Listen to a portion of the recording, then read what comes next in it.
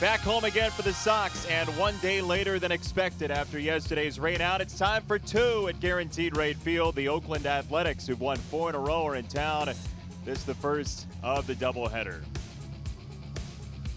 Thanks for joining us once again. Jason Benetti, Steve Stone along with you. The Sox lost 12-0 last time we saw them, but a much different lineup today with both Garcias back. Nice to see the injured get back to play, and a couple of guys went down, so there was a whole lot of movement in the organization, and we'll take a look at the guys that we have. Leury Garcia came back, Javi came back, both in the starting lineup, both from the disabled list. Jose Rondon going down to Charlotte. Trace Thompson, unfortunately, designated for assignment. Won't see him again. I assume we're going to see Jose Rondon again, but in the meantime, the Garcias are back, and hopefully they will play the way they did before they got hurt. And that's not the only movement in this White Sox organization, because yesterday nearly 20 guys were promoted in the minor leagues. That next wave is coming. With the first half of the season gone, it's time to move some guys up and see what they can do at a higher level, and that's exactly what the Sox did. And here's some of the notables. Eloy Jimenez, Zebi Zavala went to AAA at Charlotte. Well, they'll be able to see what they can do, and hopefully they'll do what they did in AA. Promoted to AA Birmingham, Dylan Cease, who tore it up in A-ball. Luis Basabe, one of the great defenders who's hitting the baseball. Joel Booker, who had 4 hits in his first game at Birmingham. And promoted to Winston-Salem, Luis Robert, now fully healthy, and when healthy, he's really a force. He's 6'4", he's 205, he can fly, he can hit.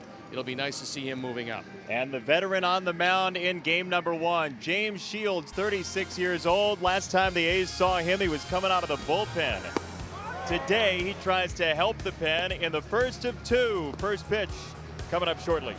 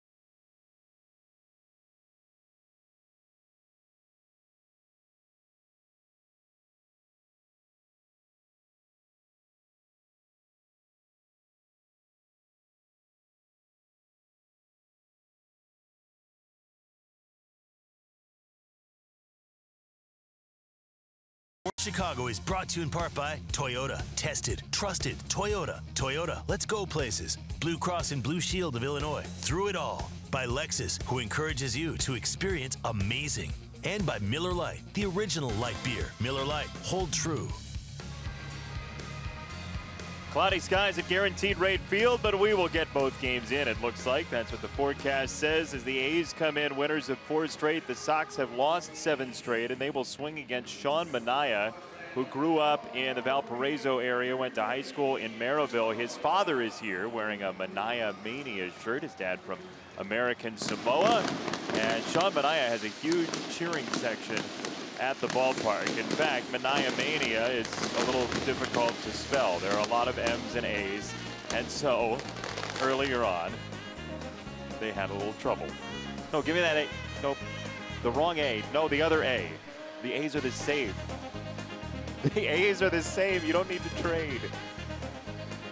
That is a good look, however, and eventually they're going to get it right, but I don't think our time constraints will allow us for them to assemble it. I don't think so. So we're going to show you the Webb Auto Group starting lineup for the Oakland Athletics. Bob Melvin is the manager. Dustin Fowler at the top in his first game in this ballpark since last June. Then Simeon and Lowry, Davis, Olson, and Canna, Piscotty, Lucroy, and Barreto. Matt Joyce activated, but not in the lineup for Game 1. Defensive setup for our Sox presented by UI Health, and this is how Ricky is going to throw them out there today. It's the Garcias at the corners in the outfield. Nice to see them back with Adam Engel in the middle. Then it's Yolmer, Tim, Yohan, and Jose in the infield with Kevin Smith getting the nod behind the plate. And our Lexus Experience Amazing starting pitcher is James Shields. On for his 16th start, 17th game overall, 2-8, the ERA a little above 4.5. You look at the rest of the numbers, and left-handers not doing much at 198. That's because of a very good and improved straight change. The umpires for the game today, Jim Wolf has the plate, John Lipka's at first base, and it's Ryan Blackney at second, and Sam Holbrook, the crew chief, he's at third. Well, the best in the business, Bob Melvin. You probably don't hear quite as much about him as you would some of the other managers because he does manage in Oakland, but he is a good one and has been for quite some time. Just a little above 500, but he hasn't had that good a team to deal with. But very rarely will he ever get out-managed. So they've thrown the ball around the infield, and on this overcast day, a little humid, but otherwise a very nice day because the rain is not here. We're ready to play baseball, and I'm ready to throw it over to my rain-drenched partner, Jason Benetti, from that walk back in Cleveland. Yeah, we're still drying out from the thunderstorm that came through at Progressive Field, but glad to be back home. Sox and A's playing 2 today as James Shields faces Dustin Fowler to lead the game off. Oakland is 38-36, 2 games over 500 coming into this game. And ball 1 to Dustin Fowler, who's 23 for 96 in the big leagues this year after his knee injury late last June against the Sox.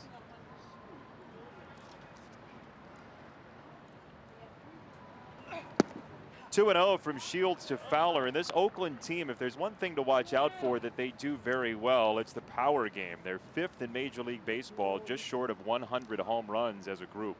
They can hit them on the road also. They lead Major League Baseball in hitting home runs away from home. So this is a team with a whole lot of power. Chapman is out of the lineup. He's their third baseman. He has a lot of power, but they certainly make up for it every place else.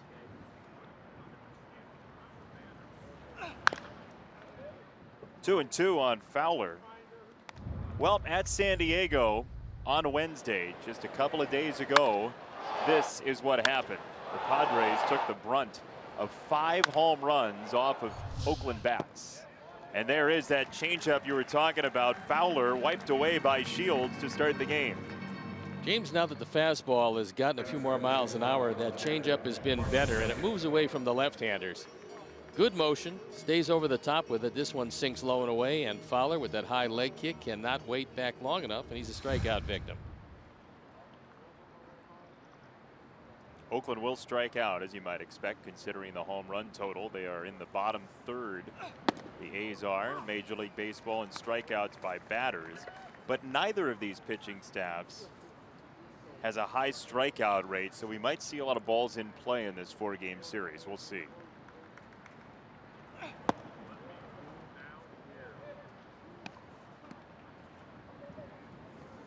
to shift on for our old pal Marcus Semien, the shortstop for Oakland.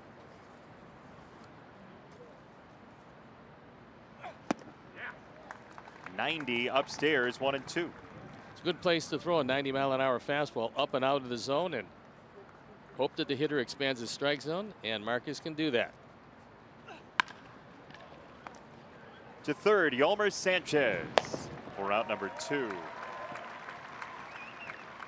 James Shields, last time we saw him, it was a start against the Tigers. He went 41 fastballs, some cutters, 23 curveballs, and 15 changeups out of 103. He will reach into the bag and pull out any number of pitches. He's got that slow curveball that he uses on occasion. His regular curveball is good enough, and now you're seeing a man who is most likely to be moving along before the trade deadline. Well, that at points has been the story of his career. He's been a commodity, Jed Lowrie. And he's having a terrific year. When you take a look at the runs batted in, you see 47 with 11 home runs. And the fact that left-handed, he's got much more power. On the ground, Abreu comes off the bag to feed Shields and retire the side. James, a very clean 1-2-3 first. And the Sox will swing against Manaea after this.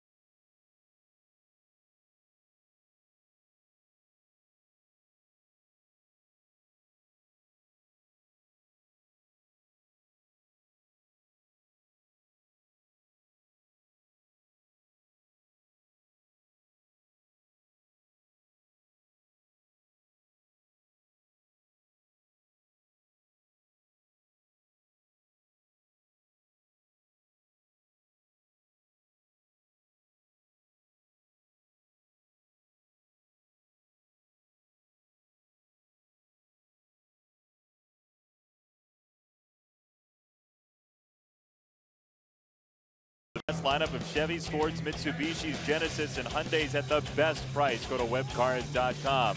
The Garcias return. Avi in the 2 spot today. Leori in the 6th position. Defensive setup for the A's, presented by UI Health. This is how Bob Melvin's going to put them out there. And there you see it. Tim Anderson leads it off against the left-handed pitcher for strike 1. Manaea, age 26, facing Tim at 24, who has the 4th best first inning batting average in Major League Baseball at .417. Into the sky, right center field, well hit. Fowler at the track makes the play for out number 1. As we check in for the first time today with Chuck Garfien. Hi, Chuck.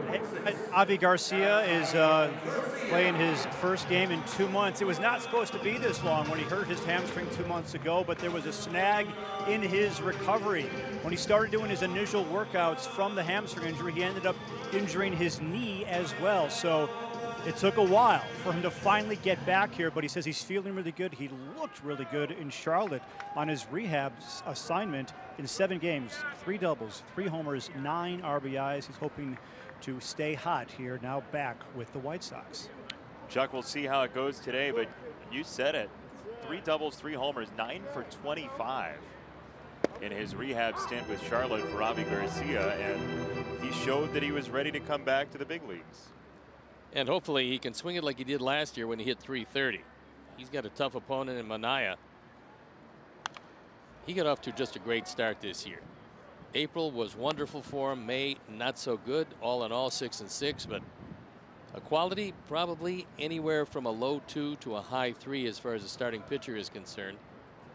But he's got a no-hitter to his credit this year, and he was a very happy young man, as you would expect. That was back in April. As he misses high with a fastball to Garcia, who has just 73 major league at-bats so far in 2018 before that hamstring injury against Seattle.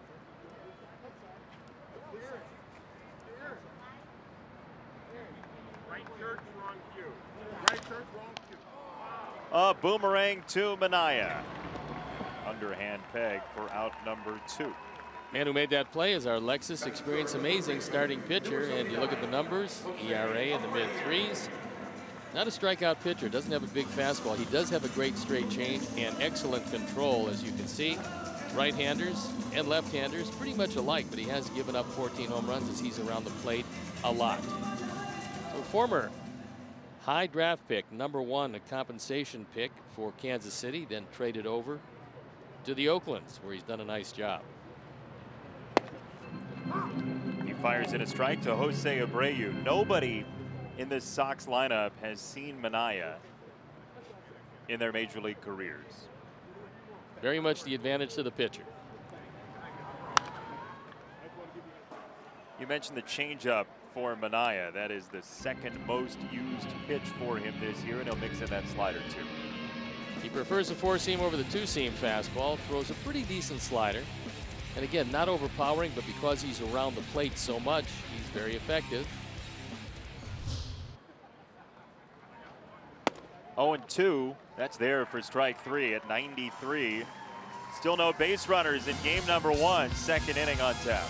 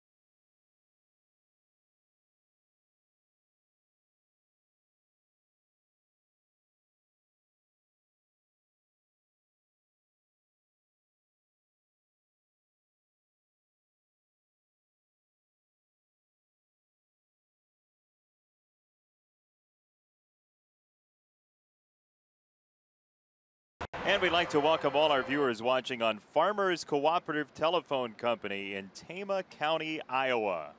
Hi, everybody, west of Cedar Rapids. Thanks for stopping by.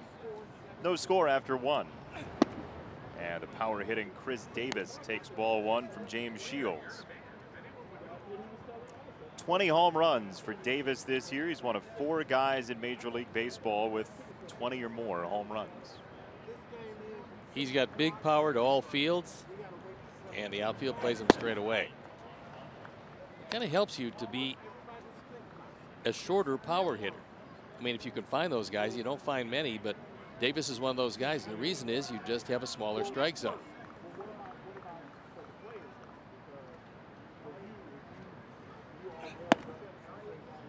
A little bit high, 3-0.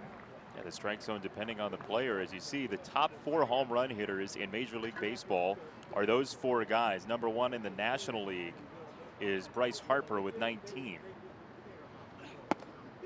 The oddity really is 3 of the 4 are right-hand hitters, and Ramirez, as we know, because we saw a whole lot of them in the last 2 weeks, he's a switch hitter.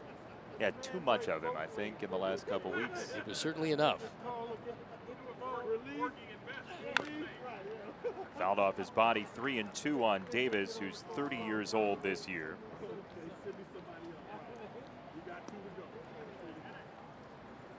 Yeah, James Shields, last he threw against Oakland, it was April, and part of the sweep at the Oakland Coliseum.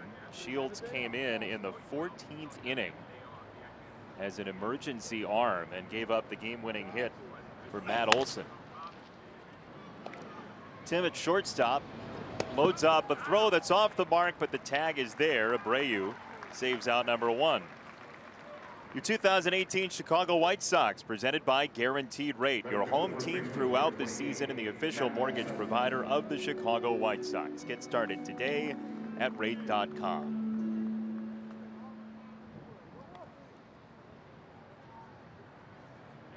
One down for Matt Olson, who had that game winner against Shields back in April. That was a fun game, wasn't it? Oh, that was a delight, yeah. 5 hours, 48 minutes. Didn't seem like it would ever end, and unfortunately, James was on the back end of that one, coming out of the bullpen, I think, for just the 2nd time in his career, and it didn't work very well. That was one of those moments where, talking to Ricky Renteria afterward, you know it about James Shields, but then you see it in action. He was the one that said, hey, I want to throw in this game if you need somebody. Called a strike, 1-1 on Olson.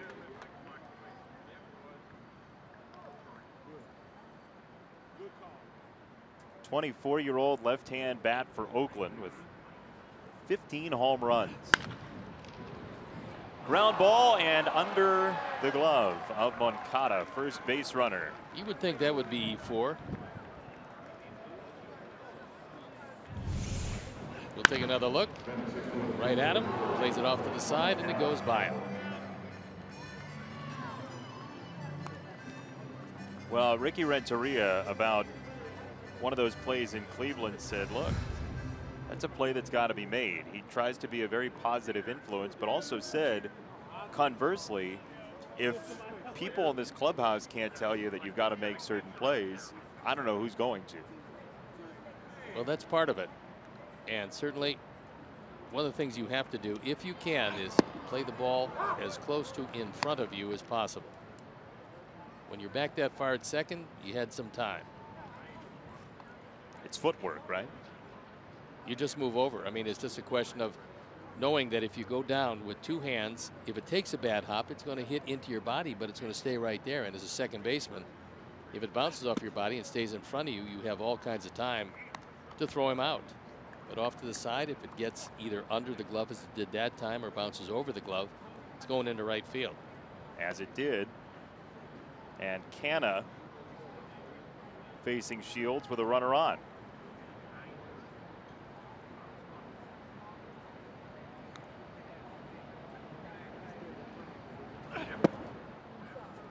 Two balls and a strike on Mark Canna. Canna's been their jack of all trades. He can play any outfield position and give you a good effort. We saw him in center field in Oakland. He can also play first base. So for Bob Melvin, he gives him a certain sense of security, knowing that regardless of where the hole is, Canna can fill it.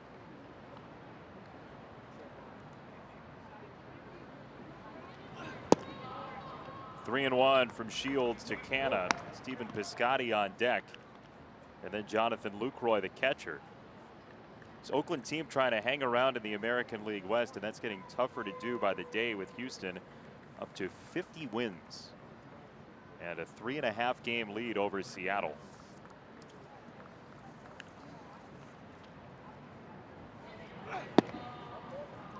Ball 4, 2 on for Piscotty, and there you see it. The Mariners trying to cling, and the Angels, despite maybe one of the best weeks in baseball history from Mike Trout, 9.5 back.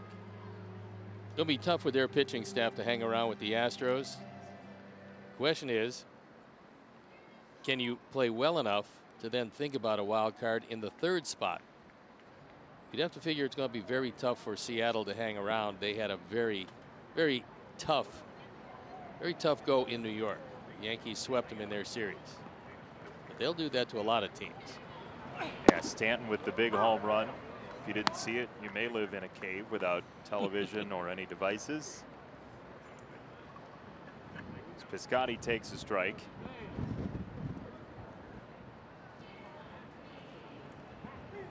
He was a tough out in that series at the Coliseum. He was 6 for 13 with 4 doubles. He can hit the ball all over, and that makes him a tougher out.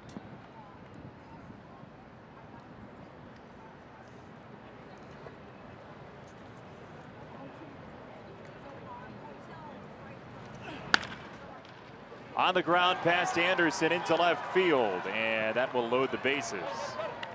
Olson to third, Canna to second. All of this started with the error, then a walk, then a single, and now Lucroy the catcher. And with just easing through the left side, Tim Anderson playing a little more shallow than he would normally play.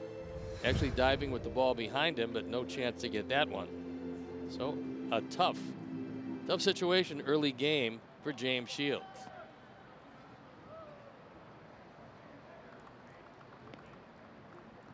He was originally scheduled to pitch today. Lucas Giolito was going to be the starter yesterday, but the rain came, and Sox and A's playing 2 today, and Shields gets the ball in game 1. Matt Williams, the coach at third. And one of the things that James has been able to coordinate with Yolmer is a good pickoff play to third base. You would think that secondary lead by Olson would be shortened up some. 0-2 on Lucroy. Done a nice job for them catching some young pitchers. They like him certainly, and they believe that although he's here on a 1-year contract, there's a good chance that they might bring him back, because they're going to have a young staff again next year, and Lucroy is a veteran catcher. He was the catcher for that Manaea no-hitter back in April. And he lays off the high fastball. 1-2. Brewer, the bases loaded, has been very impressive for Jonathan Lucroy. Power numbers for him are down, but hitting in the 250s.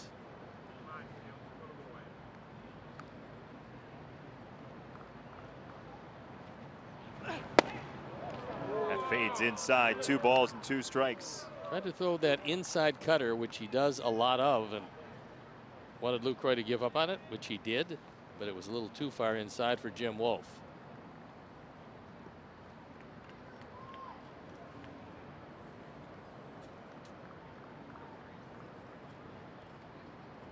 Olson at third, Canna at second, Piscotty at first. 2-2 is outside. 3 balls, 2 strikes. There's Franklin Barreto, the 22-year-old who had his first career home run against the Sox last year.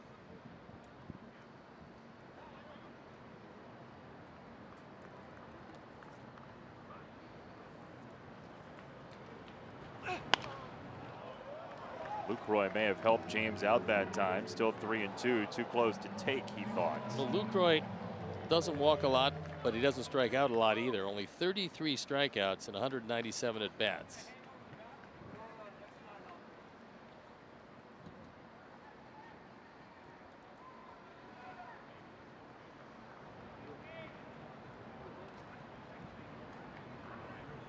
Three and two.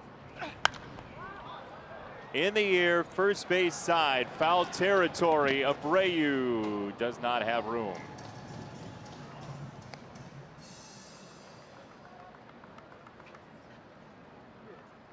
Wind blowing to the right field corner. Actually, that ball stayed in play for a while, but I think the wind grabbed it and pushed it out of play.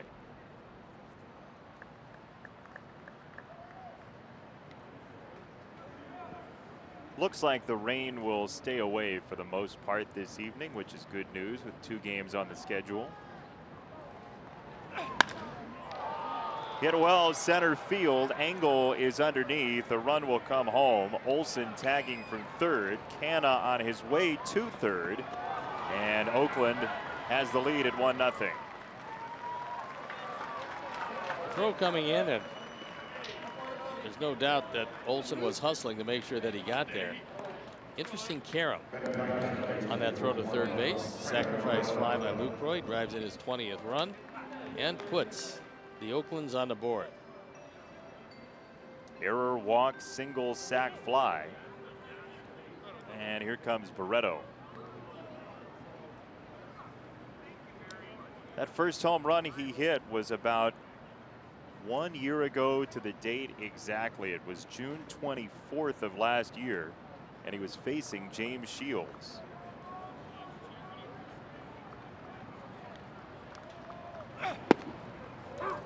That was a first career homer day for Oakland. It wasn't announced as a promotion, but that's what it ended up being.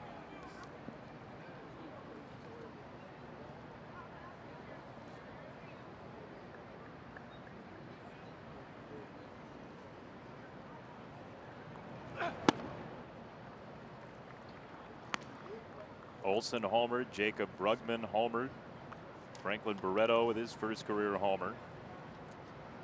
Final score 10-2. This team can hit the ball out of the ballpark. That's what they depend on.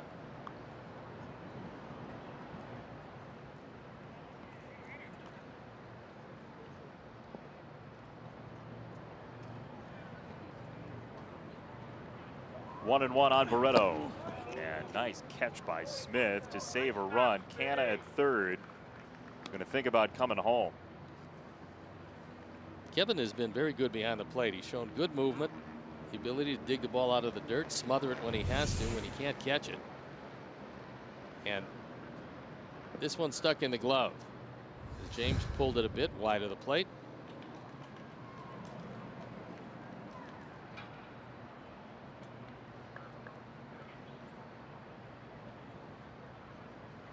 Two and one. Brito came over in a deal with Toronto and turned out to be a good trade for both teams. Josh Donaldson going to Toronto, where he starred. Brito came over with Kendall Graveman, Sean Nolan, and Brett Lowry. We remember Brett Lowry. They all came Oakland's way. That was back in 2014. When we saw Kendall Graveman a couple years ago, thought, well, he's going to win the Cy Young at some point, and it just has not gone that way for him. No, he looked really good. But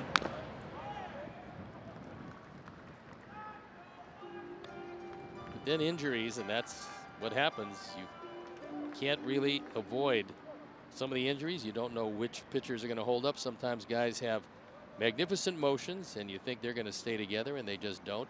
Other times guys have unique motions, like Chris Sale. You think, well, he'll break down perhaps, but he's been terribly durable, so you can't really tell.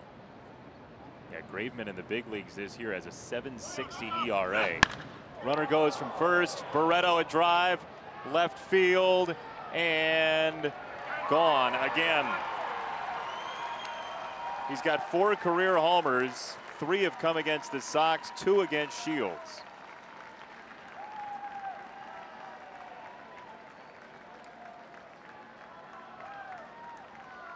The home run in Oakland was identical to that, a towering fly ball that just didn't come down. This looked like a cutter, and I think James wanted to throw it inside, but unfortunately it got the middle of the plate, and a towering fly ball wends its way out of the park. Our Ford home run replay, and just like that, it's 4-0, and Oakland, as they've done, continues to hit home runs on the road. So now 22 straight games away from home, the A's have at least 1 home run, and that is a franchise record, beating the 2013 team. It's really a remarkable run when you think about it.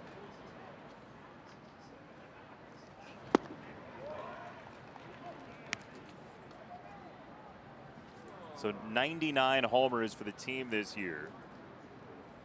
When you open the door, yeah, we say it all the time, you give a team 4 outs in an inning, sometimes 5 outs, it's going to come back to bite you. These runs all unearned, but they're up there. It's 4-zip. Now it's time for Lowe's whole team together.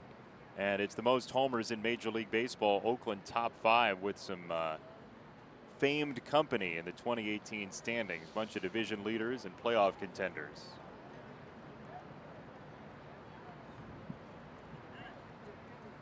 Yeah, there's a reason we say it all the time. It's because it happens all the time. In Major League Baseball, if you open the door, something bad happens. Especially with a decent offensive club. And when you have a club that hits as many home runs as Oakland, you want to keep it to 3 outs in an inning, the allotted 3. Chuck? Yeah, Rick Renteria said before the game, these guys, talking about his team, they need to play clean baseball. They got to do the little things because that's going to keep you in games. But if you do not play clean baseball, and this whole inning began with that error by Yoan Moncada, things like this can happen. Tim to the right of second. Abreu gets pulled off the bag, but he anchored himself well enough. 4 out, number 3. 4 unearned runs. Barreto leads the charge.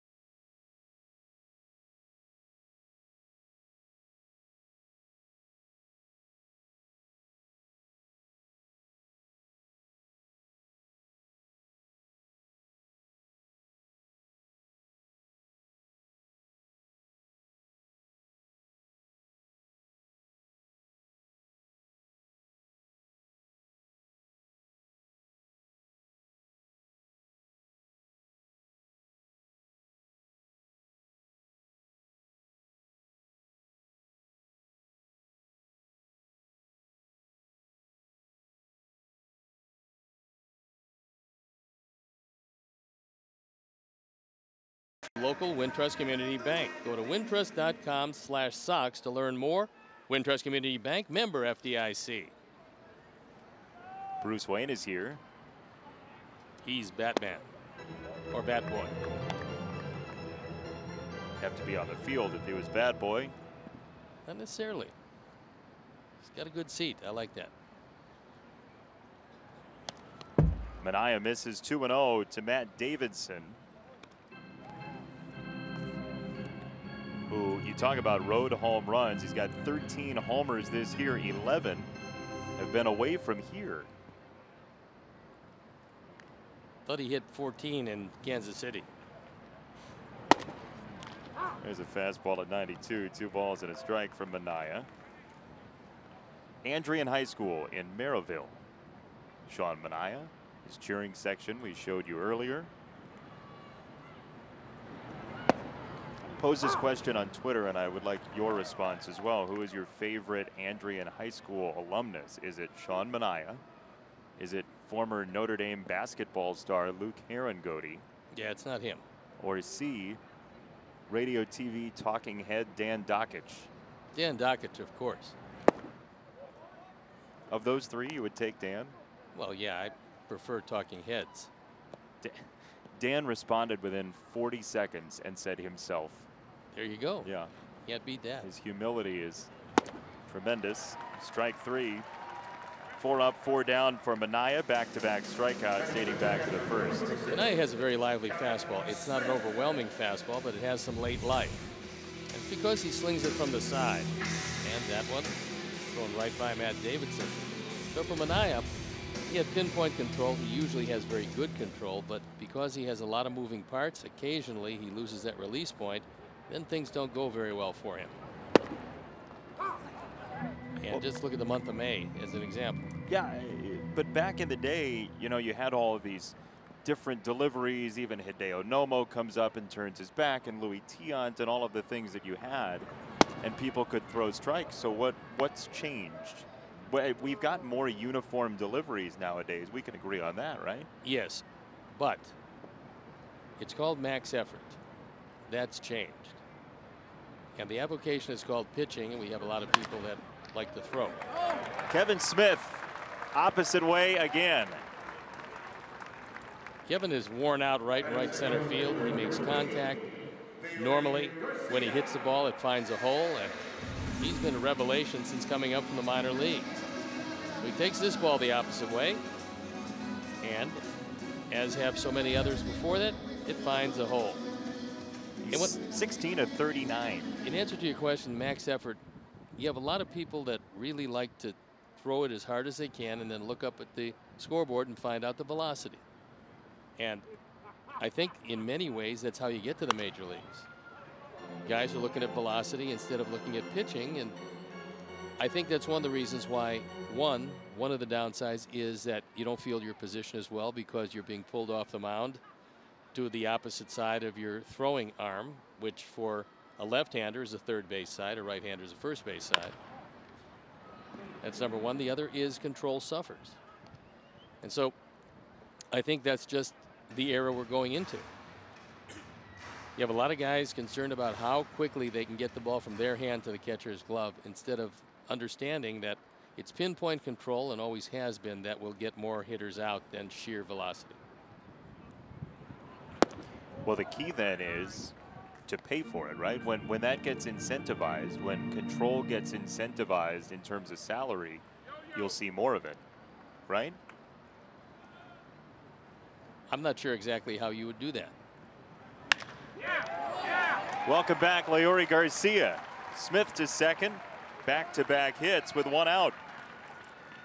That ball hit hard, and Leury, who was 9 for 9 in stolen bases when he got hurt, will not have a chance to steal one here, but he's a very valuable weapon when he's healthy, and he is entirely healthy now.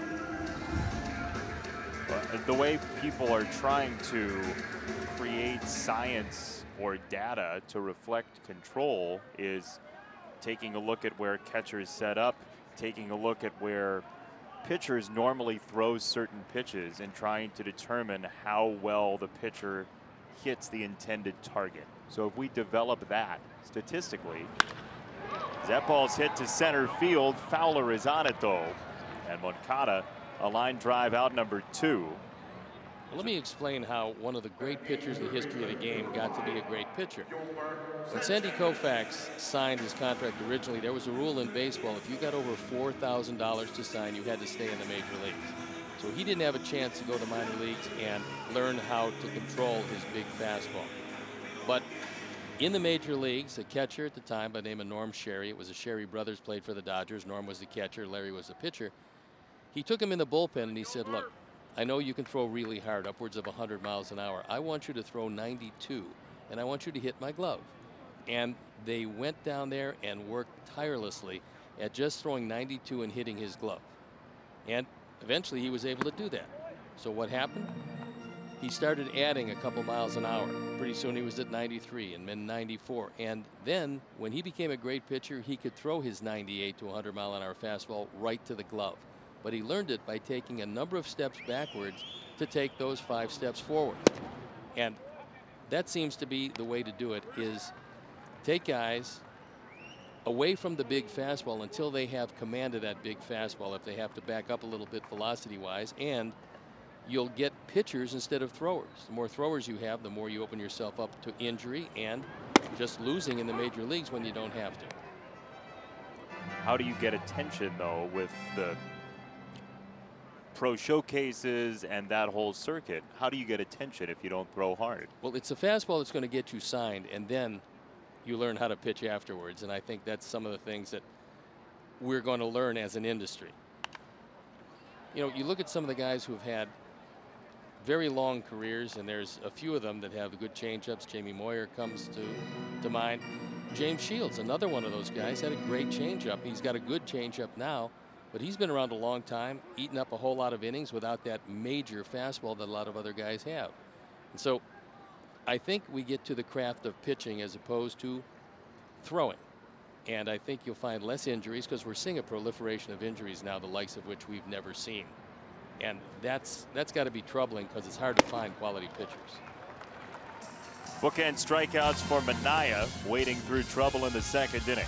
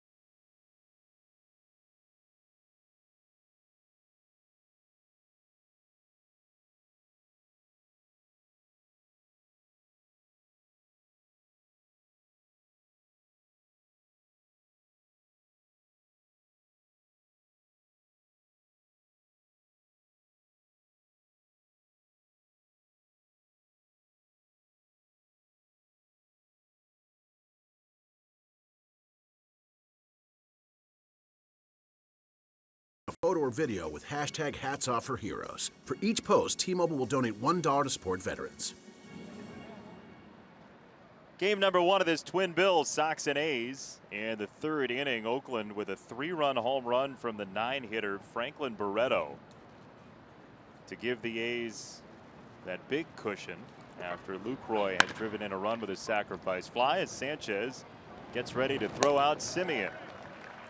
Sox fans, join us as the Sox take on the A's tomorrow, 1:10 p.m. First 20,000 fans get a White Sox cap presented by CIBC Banking that fits your life. Get your tickets today by visiting whitesox.com or calling 866-SOX-GAME. I like that hat. It's a good one. Yeah. A quality hat. Watch the Sandlot after the game tomorrow.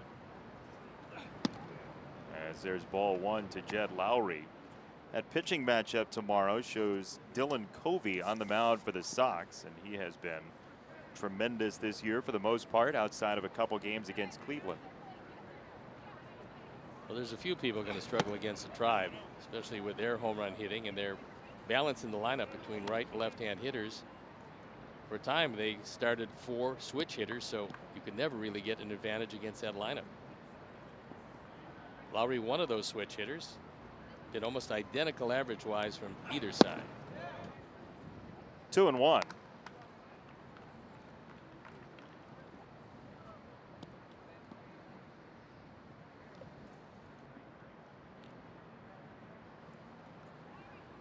Two and one to Lowry.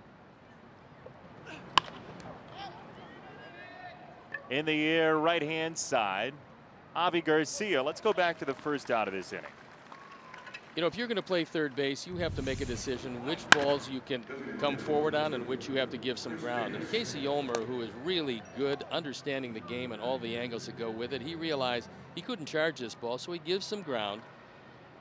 He also knows that he's got a little time. It's a hard hit ball, and that usually determines if you move up or you move back. Yolmer does it well, and he's well schooled at just about every position. He understands the footwork, he understands you don't have to be fast at third. Tim goes high for round number 3, and James Shields could serve some pitches. Bottom 3 after this.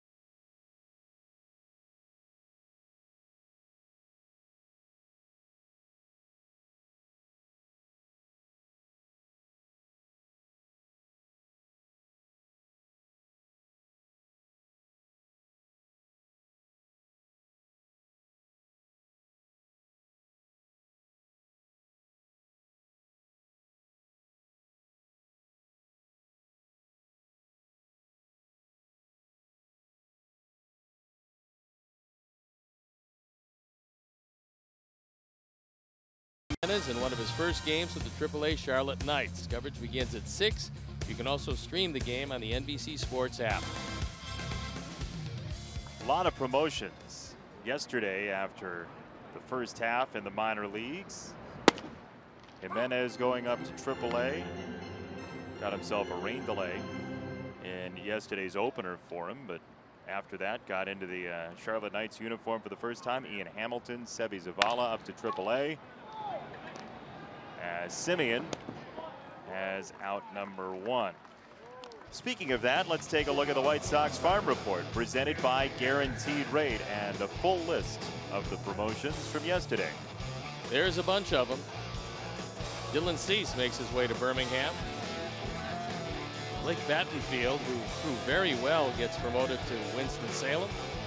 Luis Basabe, who is a great outfielder and really starting to hit the baseball, along with Joel Booker. They also went to AA, so a lot of very happy farm hands for the Sox, as they've never been shy about moving guys up. If they excel at one level, they will move them up. Very rarely in the White Sox organization are you ever blocked, which is a ringing endorsement to some of the young players thinking about signing a contract with the Sox. You're never going to get stopped at one level. I mean, that just never happens. On Eloy Jimenez last night, he got his first AAA hit. The one thing I liked from what he said post-game was he got to first and he thought, wow, I just got my first AAA hit. And if you've ever seen him talk or gotten a chance to talk with him, he has this genuine smile. He's just very exuberant about the game. He loves playing baseball. He's 21 years old. And some guys would say, well, yeah, it's another step in my development. He was legitimately excited to have his first AAA hit. Upstairs, Minaya at 93 for out number 2, as up comes Avi Garcia, the subject of our one thing with the skipper.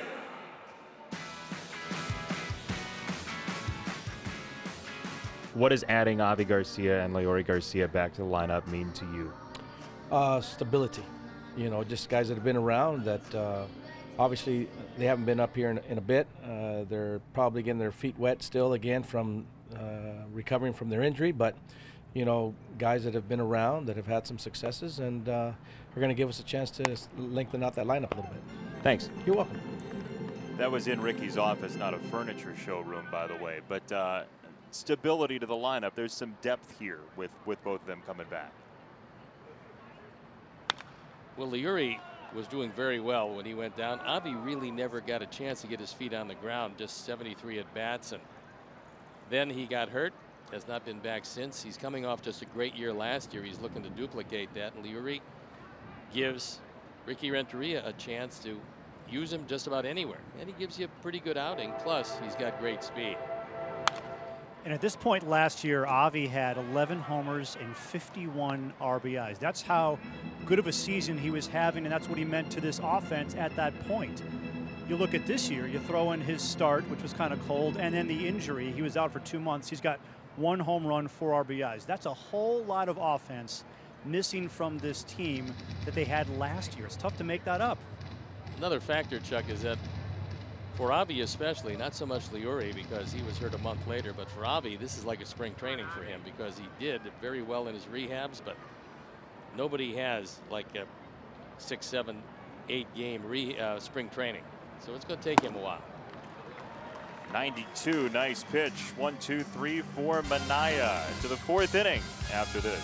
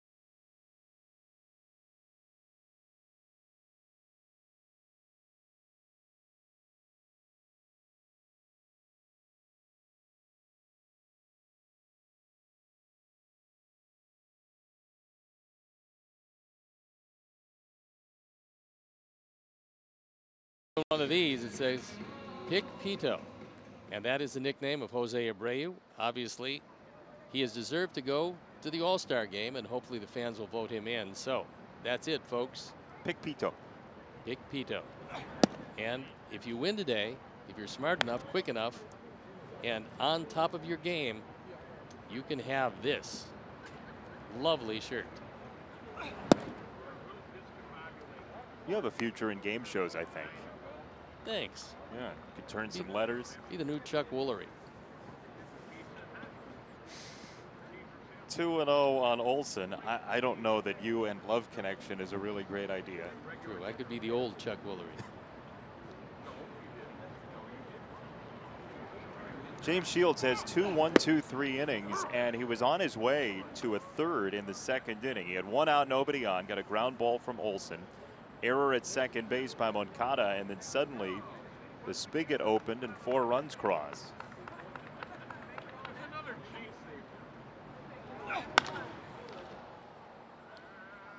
Adam Engel in charge of center field. 1 down. Here is your Sox math question for today. Number of games in the next Sox road trip multiplied by the number of Sox games today, and then stay tuned for game number 2. Because this is the first part of the final Sox match, but you actually can't win anything here in game number 1. You can't. ... Oh, this is a cliffhanger. That's a crafty way of keeping people around, and that's a crafty hat.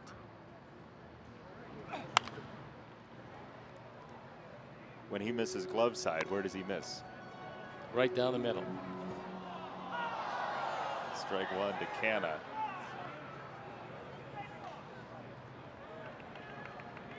That is, you know what? It's a great Halloween costume. Very large glove, by the way. Yeah, and he's wearing it as though it is his actual glove that he brought to the game to catch foul balls. Well, the thing is, if you are a pitcher who gives up a lot of balls hit back through the middle, that glove comes in handy because you can hide your whole body behind it.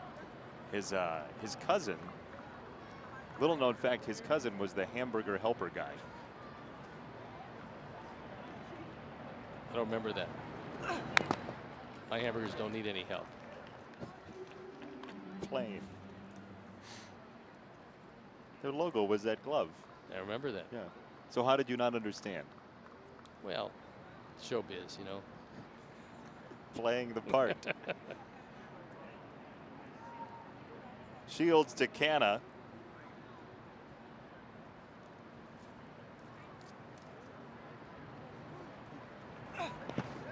Check swing. He may have gone, and he did, in fact. So there's out number 2.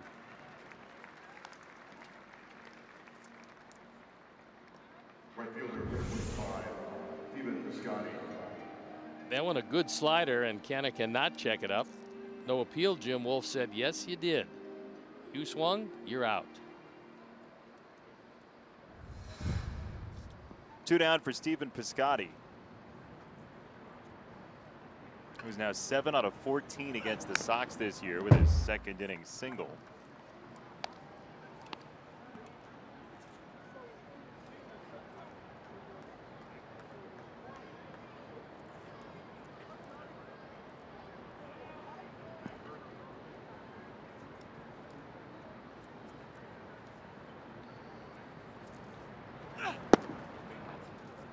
You know, James Shields, when he first got to the Sox, had some rough outings, but you think about this year and some of the short outings for the Sox young starters to start this season. And James Shields deserves quite a bit of credit for preserving the bullpen when he has, which has been most of his starts in 2018. When you take a look at the body of work, you'll realize that no, he hasn't won as much as he would have liked. The ERA is not where he would like it. However, he has taken the game deep most each and every time, and there is a premium on that. You stay out of the bullpen, and he's been a very valuable man because of his experience. Yeah, I don't think either of us is arguing that he should be an all-star or win the Cy Young Award or anything like that based on ERA. But if you don't have him in this rotation, there could be some carnage in the bullpen. If you don't have him in this rotation, there's a few guys in that pen that might not be there because they would be used, tired, and overused in certain instances. And with James getting a start every 5 days, and he takes the ball each and every time, he saves the pen. Just over the speed limit, and James Shields captures strikeout number 3. My goodness. Mr. Cardoza, your hat's too large.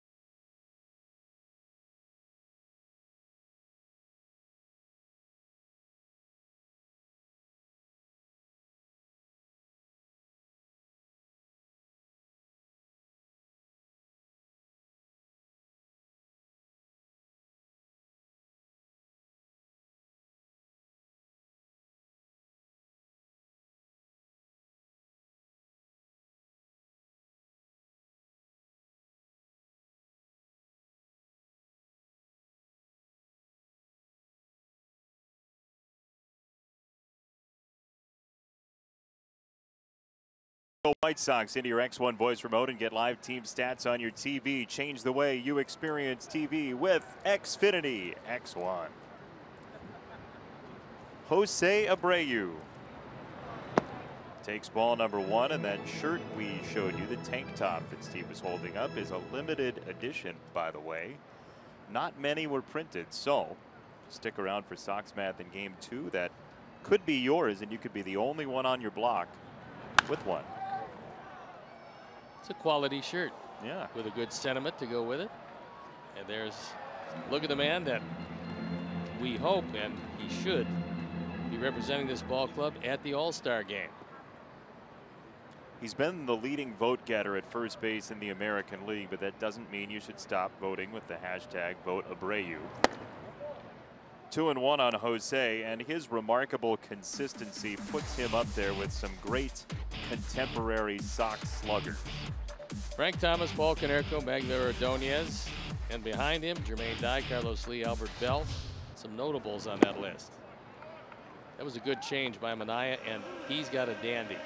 Doesn't tip it at all. Same release point as his fastball, same arm velocity as his fastball, and you can't read it out of his hand.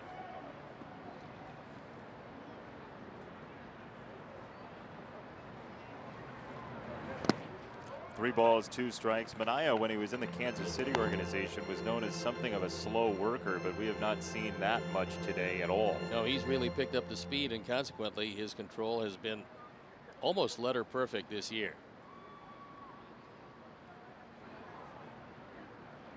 Payoff pitch on the ground, left-hand side.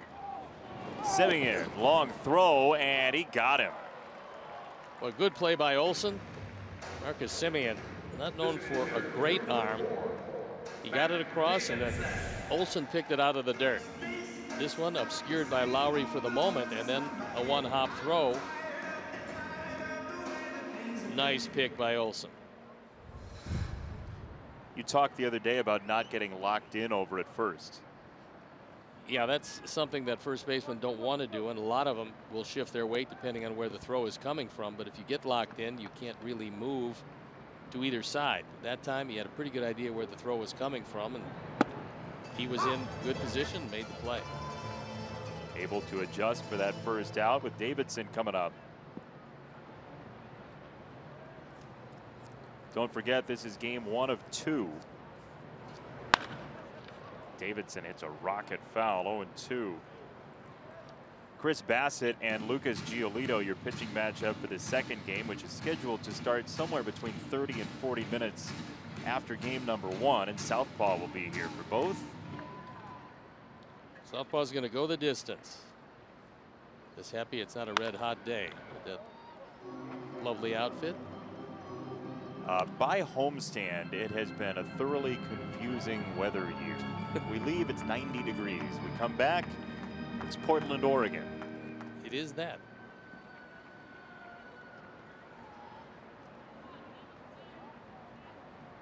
Oh, and 2, Manaea to Davidson.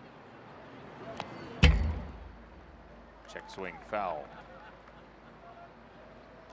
The A's are playing without Matt Chapman, and he is an outstanding third baseman with a whole lot of power. He had a sore hand seemingly from spring training on, and then he played through it. It was giving him some problems, but he played through it and then got hit in the same hand, his left hand, and now he's on the shelf for a while. So they're trying to mix and match. Lowry has had a great year, but he's probably best suited as a second baseman these days, having to play third. But the building blocks in the infield, Chapman and Olson, are good ones, and they should be around for a long time for Oakland. Manaea has 6 strikeouts.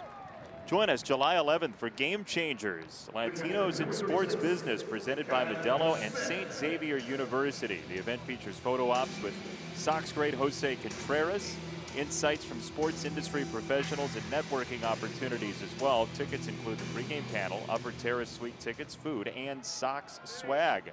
WhiteSox.com/GameChangers is where you can find your tickets and information.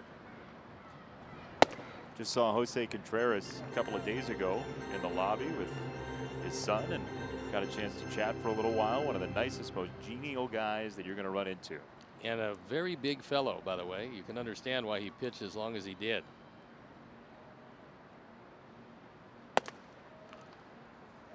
Always well liked in a Sox jersey, Jose Contreras.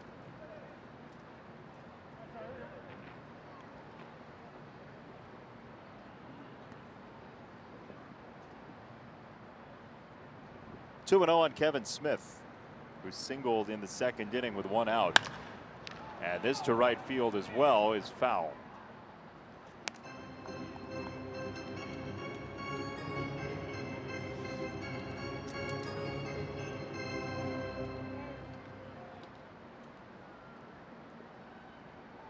Fowler is way over into right center field. The gap is in straightaway and left center.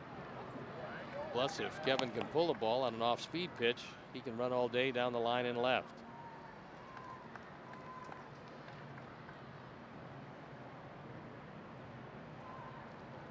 A's fans, Sox fans living in harmony as this one's punched to right field on a line for Piscotty. And that is 8 in a row, 86th by Minaya. The guy on the left's a little happier right now.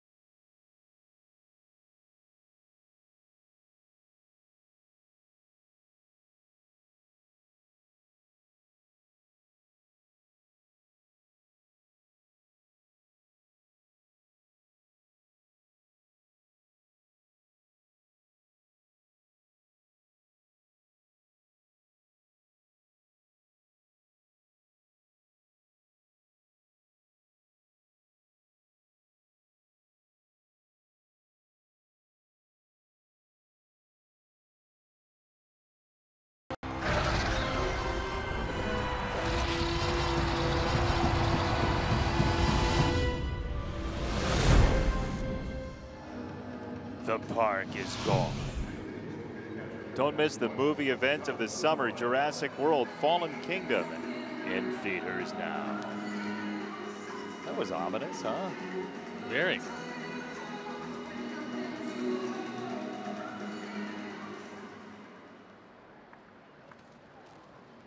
Just happy the park is still here. I was told the park's gone because of Jurassic World Fallen Kingdom. No, this park is still here. Oh, good. Because we're here. And no beasts around. At least yet. You never know in a doubleheader.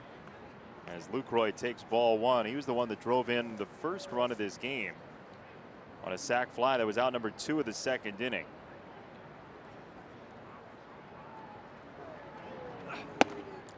Downstairs, Chuck Garfien. Some trivia for you guys. I'm going to put you on the spot here. I spoke to Roger Bostard about how much rain had fallen on this field over the last 2 days. Do you want to guess how many gallons of water fell on this field? A million gallons. Not a million. I'll take the under. It did rain, but not that much. I bid $1. You win, Jason Benetti. Thank you. How many gallons, Chuck? 194,000 gallons fell on this field over the last couple days. The good news is that, well, obviously the field looks great, but only mist at the most is expected the rest of the day. This according to Roger Bostard.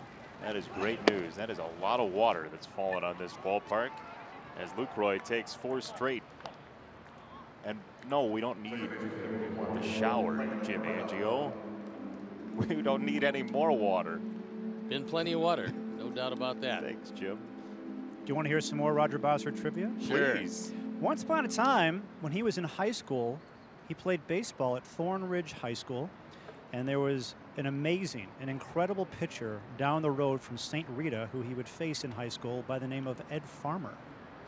Ed went to St. Rita? Well, I thought you were going to I'd give me never heard trivia. that. I thought you were going to ask us who the pitcher was, but then you gave it away with the Ed Farmer. I'm providing it, yes. Ah, The answer, too. asked and answered, Counselor. Well, you did so well on the gallons of water, so Chuck figured that he'd give you one. I didn't want to stump you twice. How about that? He said that Ed would throw about 92, 93 at the age of 17 years old. He would often strike out 8 guys in 3 innings, that kind of stuff. Wow. That he had, yeah. Farmio. He made it as a very young man, and the Cleveland Indians were very happy. So was Ed Farmer, by the way. Yes, he was. A great storyteller, Ed Farmer. That ball is hit well down the left field line and foul. Barreto needs to go away. He's got 3 of his 4 career homers against the Sox, including this one. Second home run of the year. Exit velocity 105.4. That's good. A towering fly ball, 41 degrees launch angle, and he's doubled his runs batted in. Well, he had the homer against Shields last year for the first one, and then in Oakland, he hit that game winner off of Tommy Kahnle in the 9th inning. So they have been big home runs against the Sox for Barreto. He's right up there among their top prospects. And now getting playing time in the major leagues. We liked him last year. He looked pretty good, and nothing he's done today has diminished that. Left field, Garcia back at the warning track, and he is underneath for round number 1.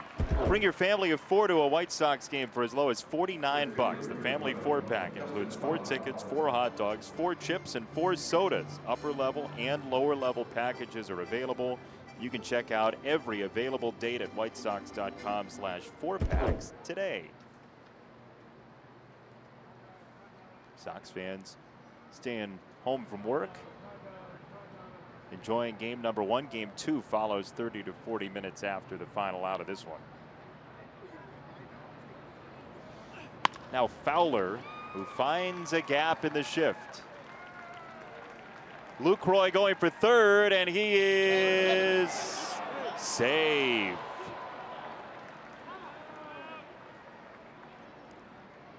It was a pretty good throw, but Lucroy wanted to make sure that he tested the arm of Leary Garcia. The arm is usually very good.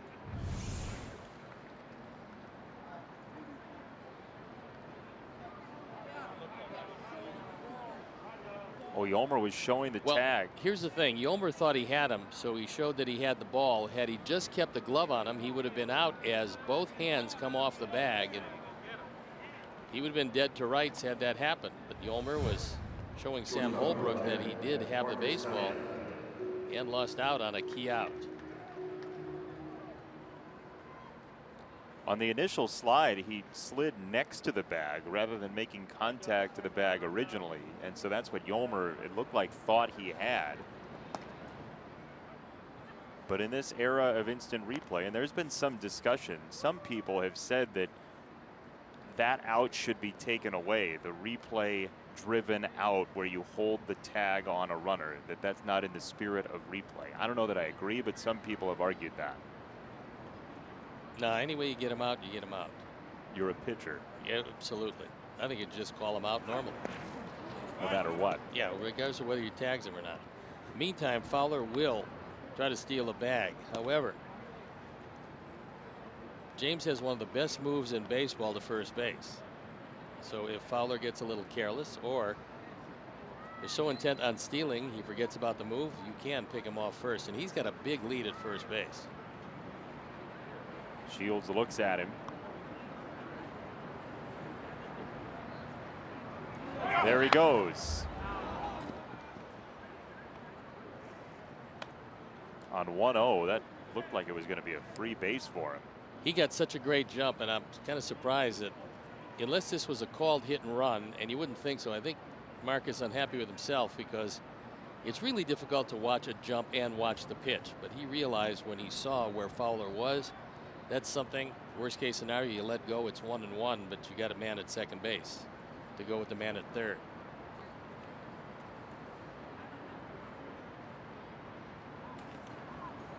No go this time, and the pitch is away. 2-1 on Semien.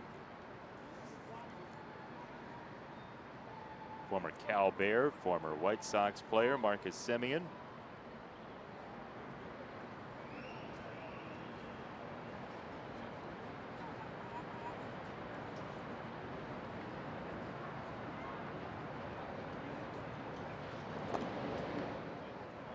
That is not his best move. He's keeping that in reserve for the moment.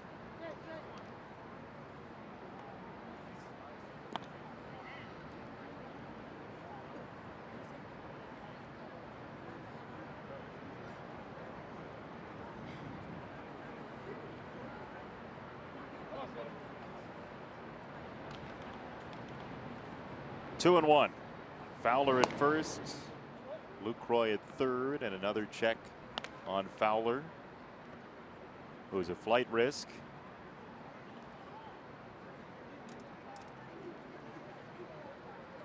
He's 23 years old, the center fielder Dustin Fowler. Lucroy 9 years his elder over at third. Grounded foul, 2-2.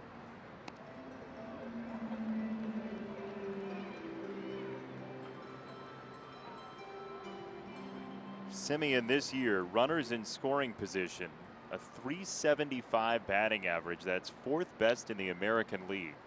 It's pretty impressive for a guy that had some defensive problems, but lately he's been fielding a bit better.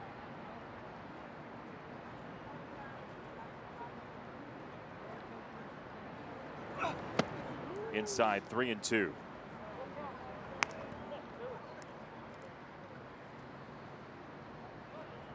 Jed Lowry, who's 0 for 2, but really hurt the Sox back in Oakland, stands on deck.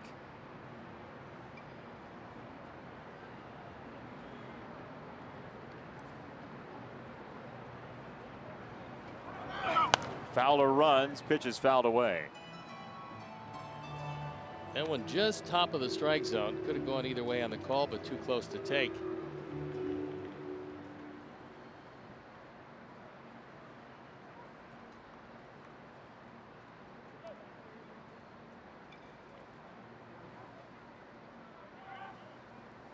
That set of signs from Kevin Smith wanting to tell the infield where he's going to go if in fact Fowler does try to steal a bag. Pitch number 81 on the way. Fowler runs, pitch in the air to right field. Fowler retreating, and Abreu in foul territory makes the play for round number 2. Jose is usually exceptional on pop-ups. This was not an easy one as the wind was blowing this ball away from him.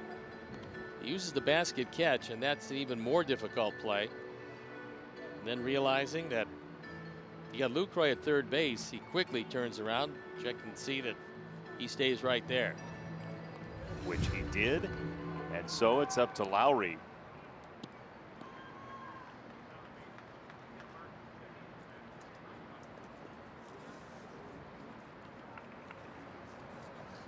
This will be interesting to see if Bob Melvin allows Fowler to try to steal a bag.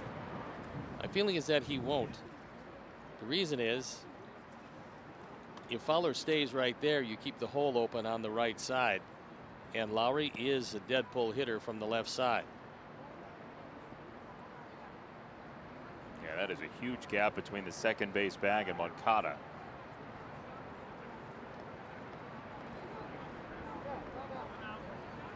And Kevin Smith wants to go out and talk to Shields, who at most this year has thrown 111 pitches. That was back on April the 20th. Last 2 starts, he's gone over 100.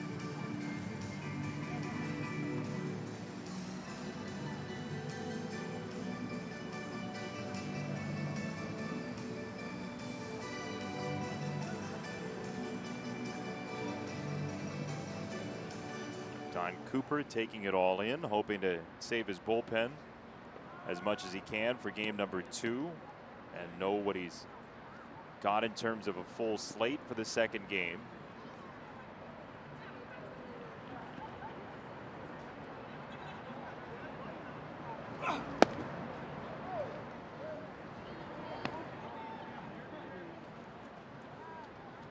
Five batters that in this inning, and Shields has thrown ball 1 to 4 of them.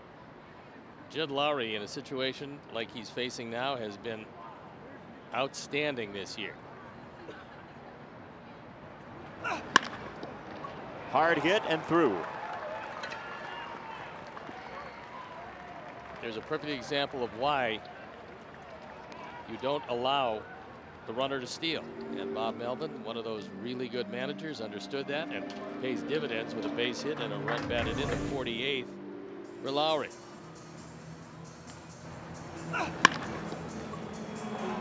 This one right by Moncada. And it brings Don Cooper out from the dugout to talk with James Shields and the infield.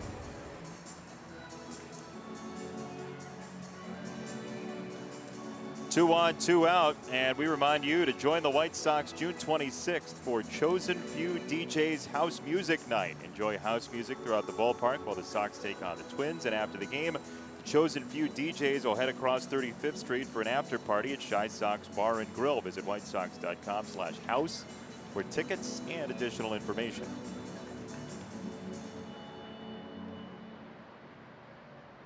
Designated hitter number 2, Chris Davis. The young Top Gun extra. Bright day today. Oh yeah, gotta have the shades. Oh, absolutely. That's in preparation for the sun to come out on Monday. There's a strike on Chris Davis. Monday's the off day. Can we get it a little sooner? Say Sunday, Saturday? Actually, the next couple of days are supposed to be absolutely perfect. Summer resort weather, if you will. And or if we you will. won't. Yeah. No, we always will. In the dirt, 1 ball, 1 strike on Davis, who has the most home runs in baseball since 2016, 105 of them. Get some big power.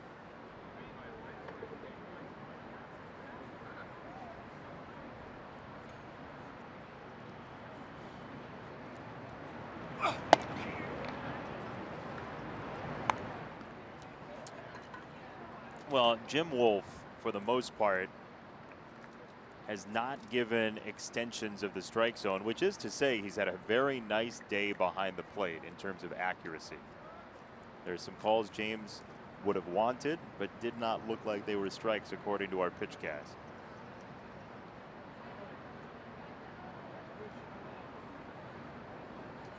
Two and one.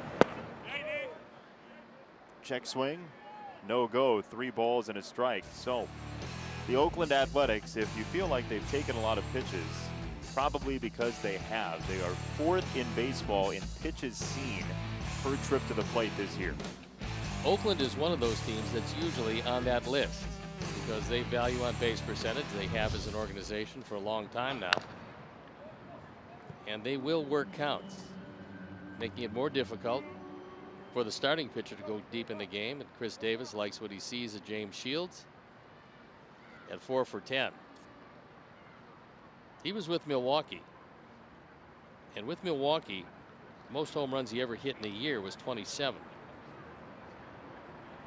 But in Oakland, 42 and 43 home runs in back-to-back seasons. Lowry runs. That ball is ripped to left field and past Garcia. Fowler scores. Lowry follows, and it's 7-0 Oakland.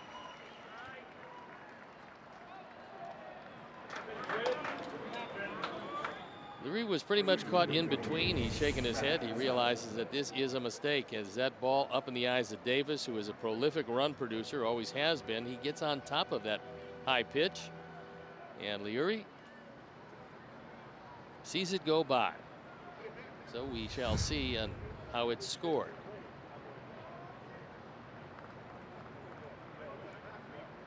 Two runs in, no matter what the final ruling is. And Olson, the batter.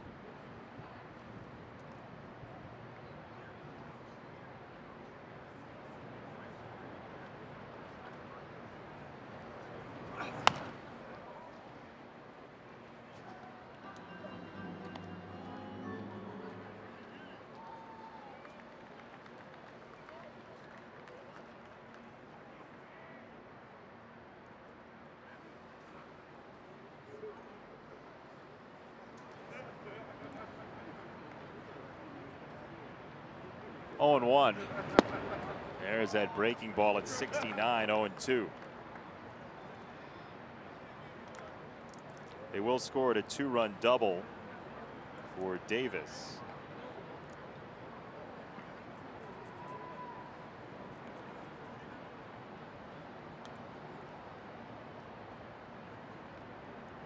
That gives him 51 driven in.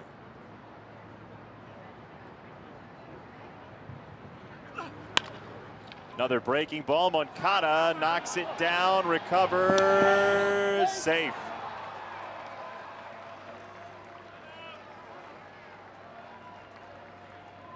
Well, we'll see how this one is scored. Looks like a base hit.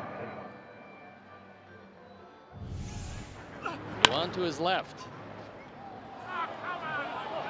And cannot get it there in time. Call by John Libka. And that went in the middle of his glove, but got away.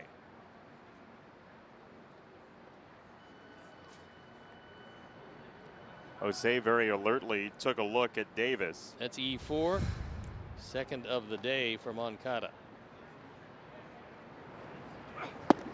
So with that, there has been a scoring change in the ball from Davis. It's now a single E7. I assume then one driven in. I would assume so. So that's 50 runs batted in for Davis.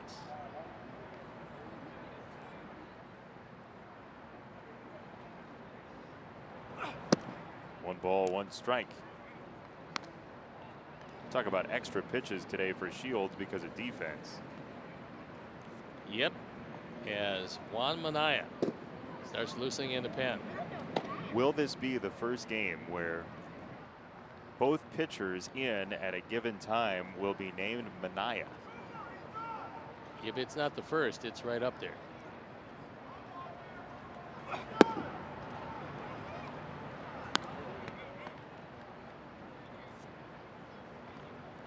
Spelled differently, but sounds the same.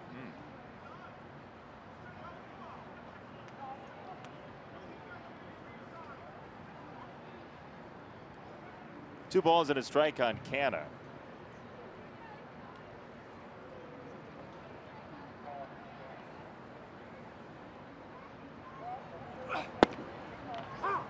There's a strike at the corner, 2-2.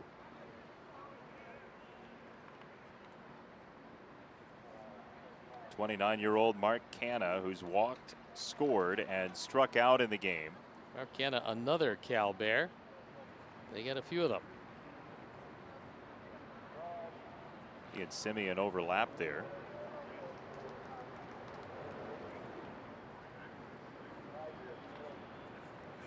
They got Stanford's finest, Jed Lowry.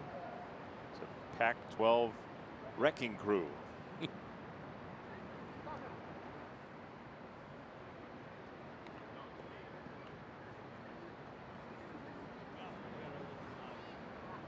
Two balls, two strikes.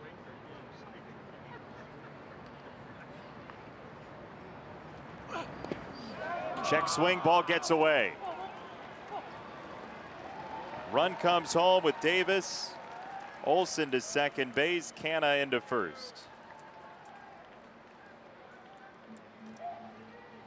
And here comes Ricky Renteria.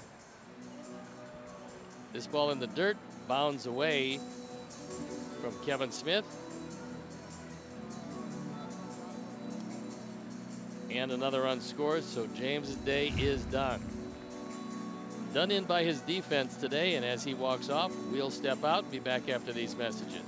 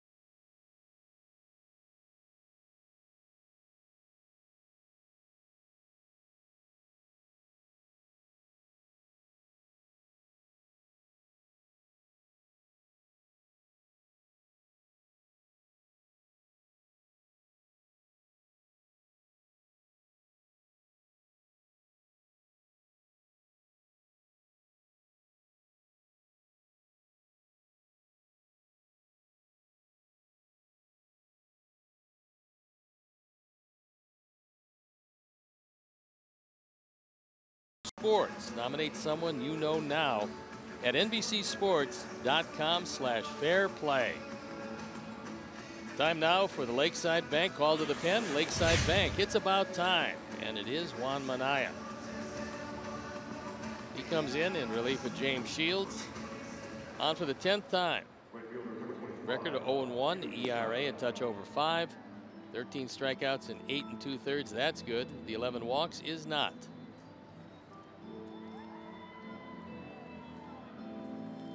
He'll face the 9th batter of the inning, Stephen Piscotty. Grab some popcorn. We got a bunch of baseball ahead. End of this game plus game number 2. That third person just reached in for popcorn. Don't even know if he's part of the group. As long as the popcorn's around, you might as well grab it. What are the rules on that at a baseball game? So you're sitting in the same section and you just reach in. You can Is that share. okay? Absolutely. Yeah. I'm sure you'd feel the same if it was your popcorn that they were reaching into. You'd say, oh yes. Yeah, no problem. This is great. Sure. Get my clippers out. The phrase grubby little hands comes to mind.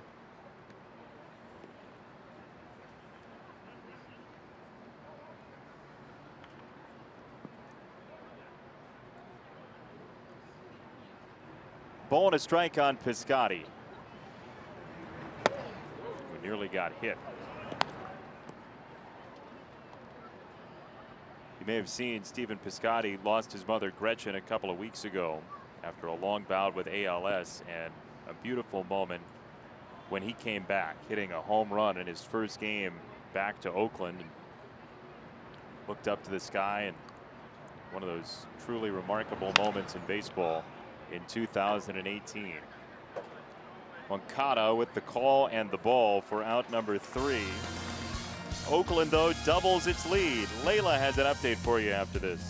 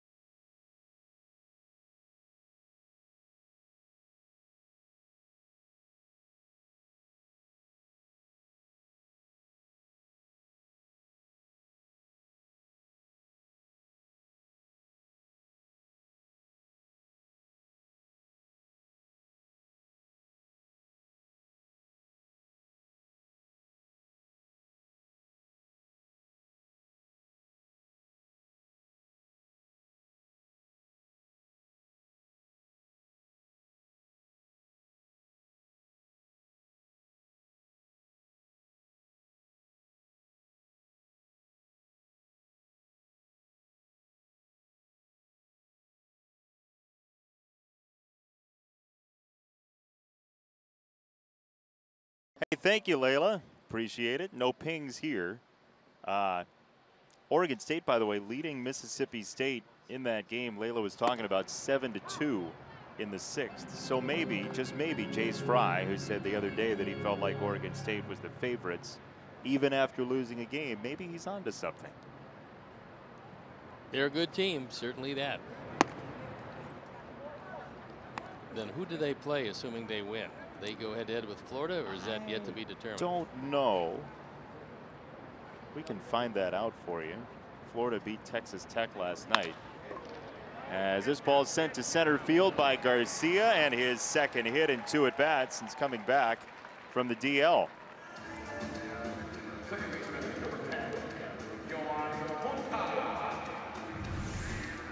2 of the 3 hits off the bat of Leury Garcia.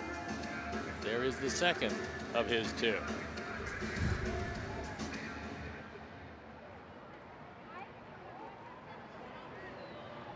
Yoan Moncada now, who lined out to center his first time up.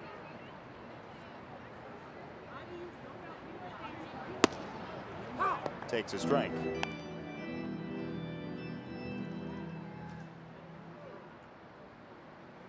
Moncada now 5 for 15 against Oakland this year, and he's hit the ball very hard, including a grand slam back at the Oakland Coliseum.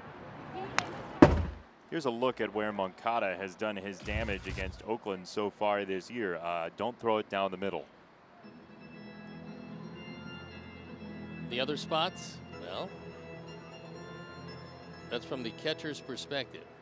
Yeah, so that would be low and in when he's batting right-handed, the 1,000. Yeah. And low and away when he's batting left-handed. But it was a pitch that was low and in when he was batting right-handed. There you go. There you have it. Some of those are 0 for 0. Yeah. 1-2 on Moncada. It's outside. 2 balls, 2 strikes. Oakland trying to win its 5th consecutive game.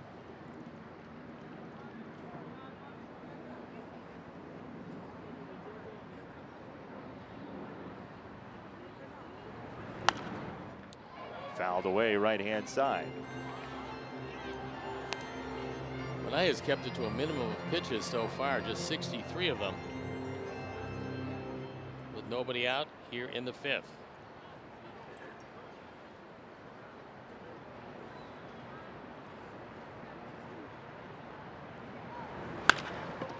The shortstop, Semien, can't handle it. Probably going to be error number 14, although it was hit hard, it was hit right at him, and it is E6. Could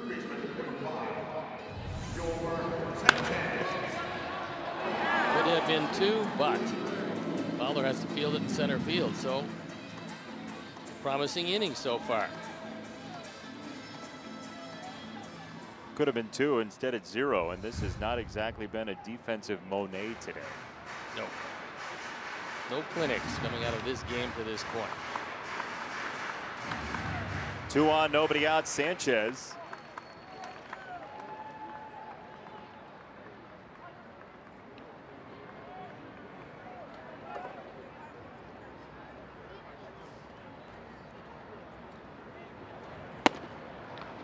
Yolmer was talking the other day about why he decided to switch hit, and right hand actually was his dominant hand initially, and he said one of the guys that was thinking about signing him or trying to help him get signed when he was younger basically said, you're a little guy, so you need to do everything you can to try and draw the attention of scouts, and so he decided to switch hit.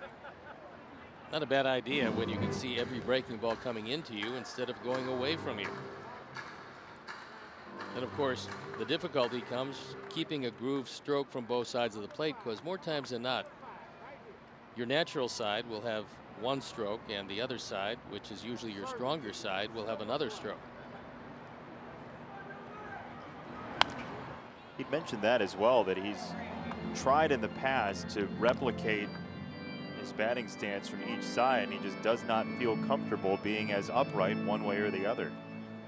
Yeah, there's no doubt that you're going to have 2 different strokes. I mean, that's the difficulty with being a switch hitter, is getting as many reps from both sides of the plate while you're practicing and trying to figure out what kind of hitter you're going to be from either side of the plate.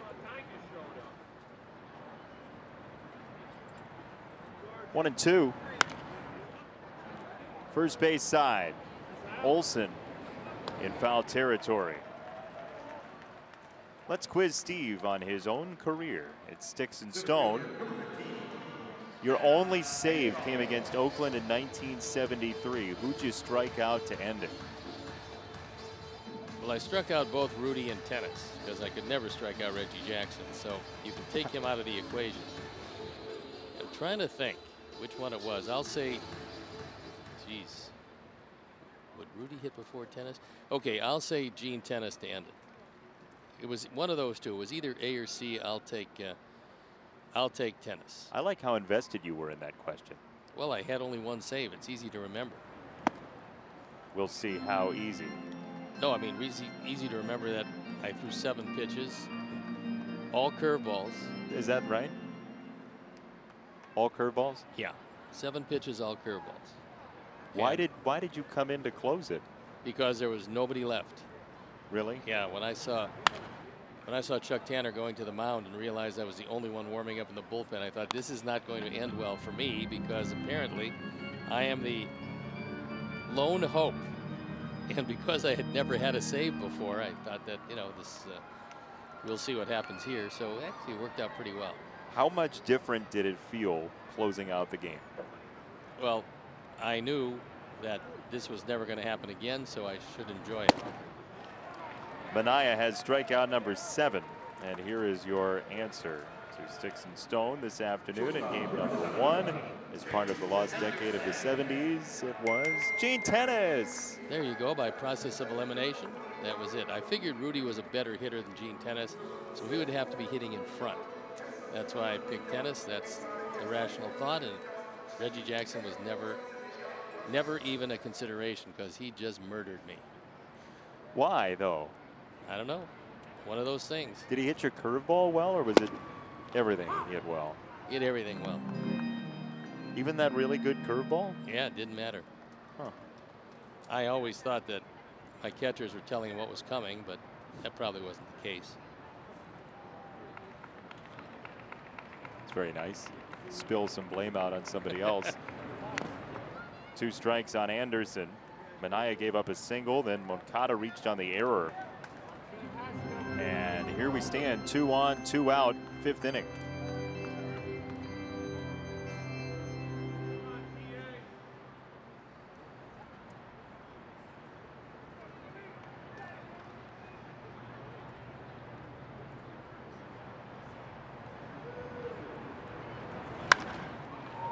Right field side and twisting foul.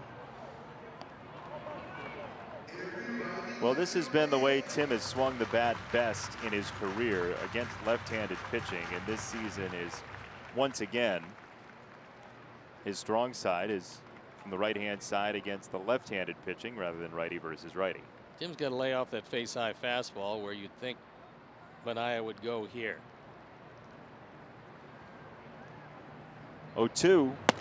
It was upstairs and actually very close to the zone, but Lucroy broke it down to pop up to catch it.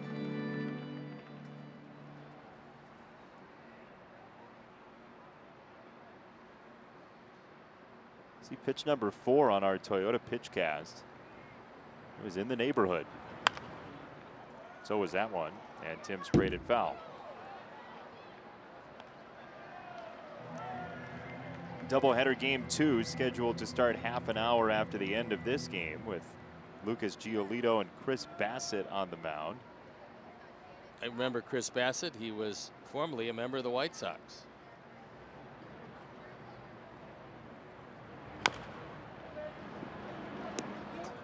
Nice job of staying alive on a good straight change. So Manaea hasn't thrown a lot of them, but when he has, they've been effective.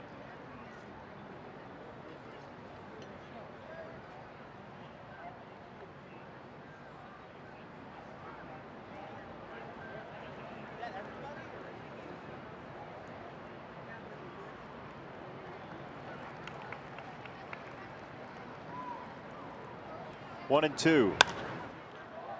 Another foul ball from Anderson. So for Sean Manaea, 7 strikeouts, 3 hits, all singles, and trying to figure out a way to take care of Tim here.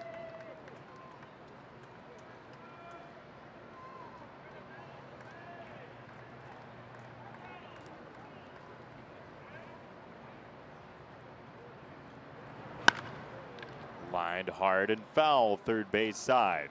That was a slider that he got up, and Tim hit it hard. As you look at some very impressive numbers, no walks, just 3 singles, and an out shy of being an official game.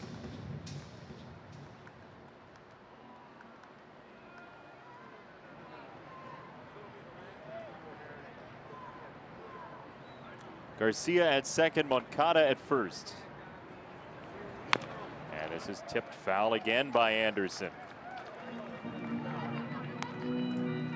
Quite an at bat for Tim Anderson. I was going to say, if you just joined us, you hear the name Garcia at second base. Leori Garcia, Avi Garcia, both activated today. Jose Rondon sent back to AAA Charlotte.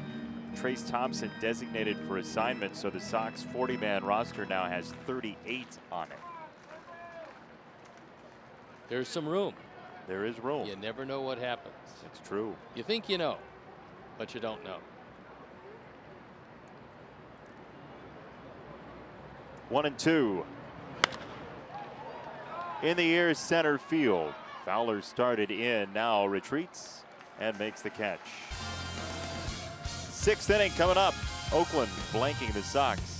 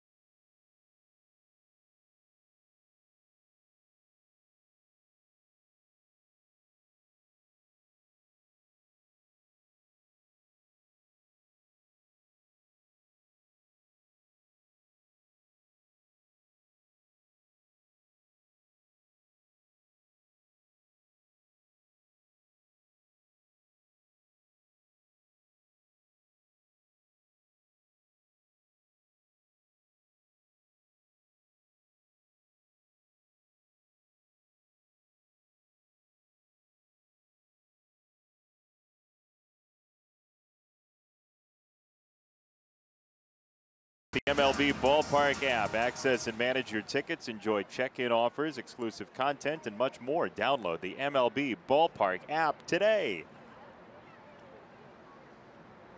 A little gloomy, but you still can tailgate. Well, you can always tailgate. Gloom or no gloom. First pitch is a strike to Jonathan Lucroy. Sure, Ricky Renteria and Don Cooper would like to see Monaya pick up as many innings as he felt comfortable. We have a trumpet fanfare problem in the yeah, ballpark. That's something they don't want to do very often, is use some music before pitches.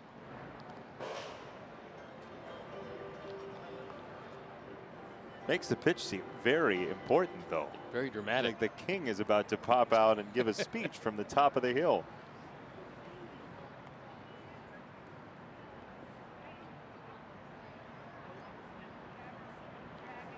Oh, 2. Fouled off to the right side. So we have Juan Minaya and Sean Minaya both pitching at the same time. Well, they're not pitching at the same time, but they're pitchers in the game at the same time. Spelled differently. Yes. First names also.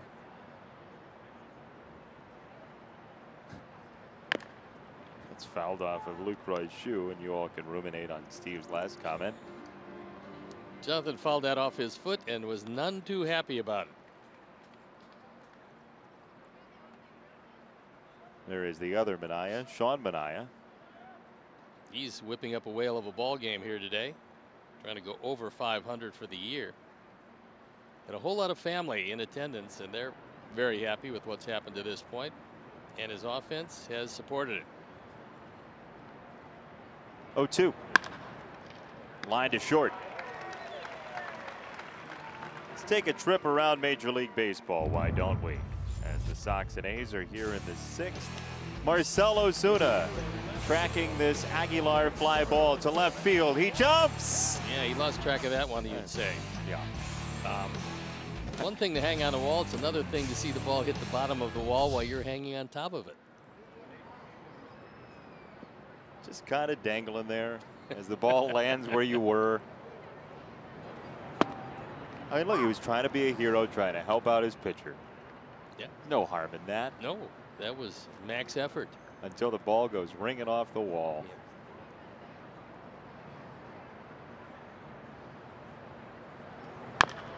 What do you say as a pitcher? Do you say thank you for trying?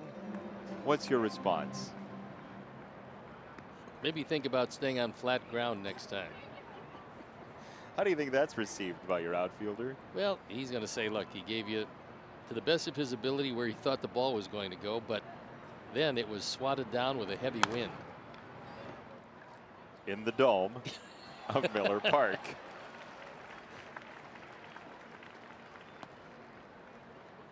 Well, Milwaukee right now.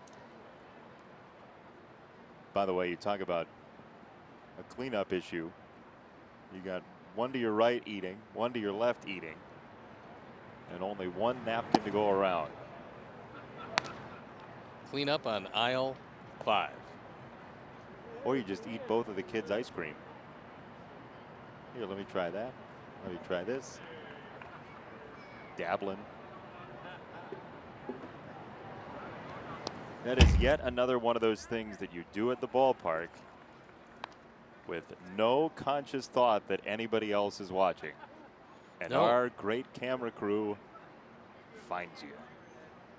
And the kids think it's delightful because they didn't pay for the ice cream anyway, so you can give up a little here and there. Not that they had a choice.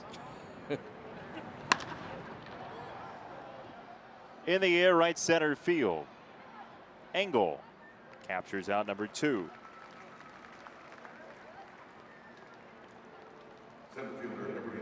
There's a happy little one. Just glad to be at the ballpark and taking in the game. With the White Sox gear on, very nice. You ever just want to be a kid again at a baseball game?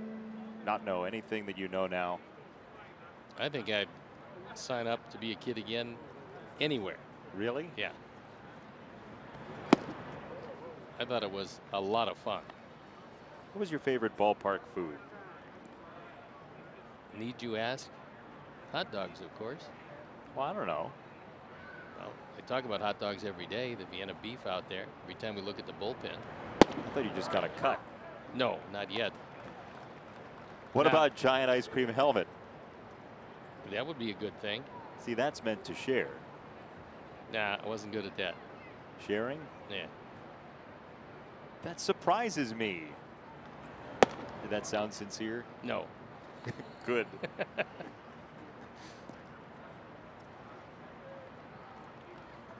1 ball and 2 strikes on Dustin Fowler, who came over from the Yankees. And there's strike 3. It's a 1-2-3 inning. Go to your freezer, grab some ice cream.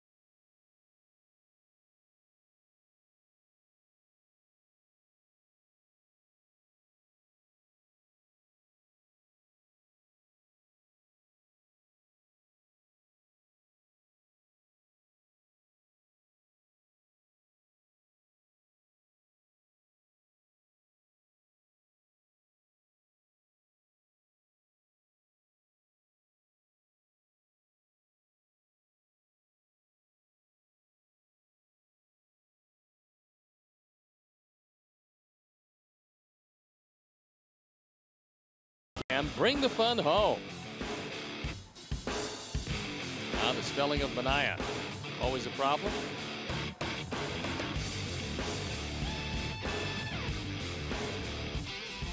Fat Kid. There he is. Avi Garcia first in the 6th against Mania, who they refer to as the baby giraffe. He was evidently a little clunkier than he is now as a kid. 6'5" he is now. He grew to that 6'5", 230 or so.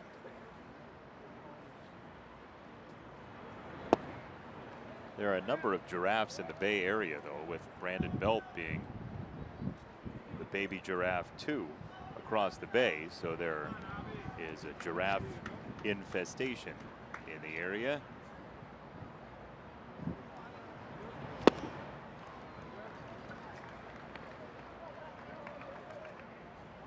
Ball and 2 strikes on Avi. How long do you think it takes for him to really find his stroke?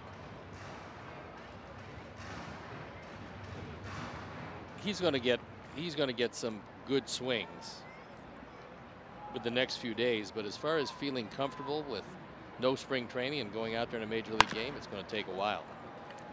To shortstop, Simeon gets to his feet, and Avi beats it out as he's prone to do. It's an infield single for Garcia. Doesn't really matter how Marcus made this play. He wasn't going to get Avi, who hustles down the line each and every time, and he's sniffing a base hit here. If you're going to slide into the throw, then you have to get rid of it as soon as you get up on a pop-up slide. But Avi, 100% now from any hamstring or knee issues, because he got down there in a hurry. And you could tell Avi was really excited, pumped up after he made it safely, because that's exactly the kind of play. It was the play where he hurt his hamstring initially. Running down the line, he pulled the hamstring, kept him out 2 months, plus the knee injury that followed. Yeah, if you wanted to know no restrictions and no lingering effects, that's the play that shows it to you.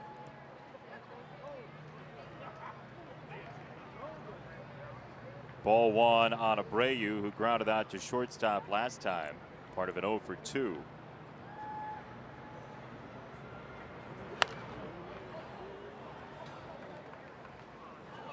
That was in the booth right next door that Gene Honda inhabits. Did Dan Melke just get drilled again?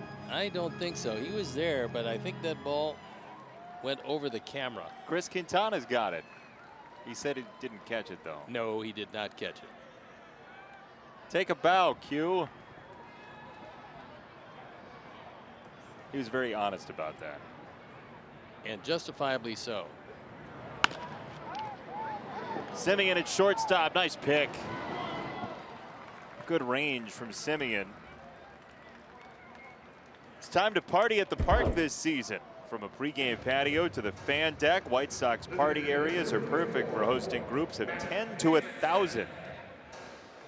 How you get here with 1,000, I don't know. But for more information, call 312-674-1000 or visit whitesox.com. And we'll make accommodations with George Jacobs to rent you a very large bus for your 1,000-people party.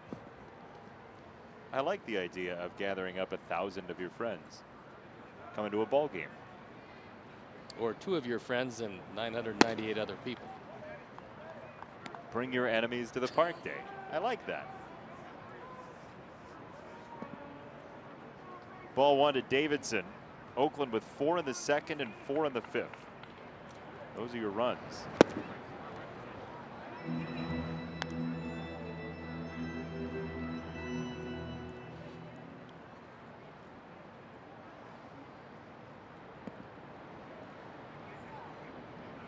Oakland winners of 4 straight coming in, 2 games over 500. Davidson cracks this ball to center field. Fowler racing back at the warning track. It's off the wall. Abreu's on his way to third. Davidson has a double, and the Sox have 2nd and 3rd with 1 down. A little livelier at the ballpark, and that's a home run. But today, because of the mist and the cool temperatures, this ball stays in. But Matt hit it awfully hard to right center field. Jose Abreu could not take off. He doesn't know if Fowler's going to catch his ball or not. When it became clear he wasn't, Jose able to scamper into third base.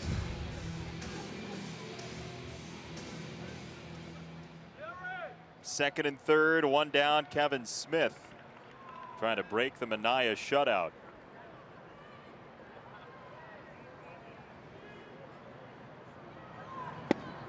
There's strike one.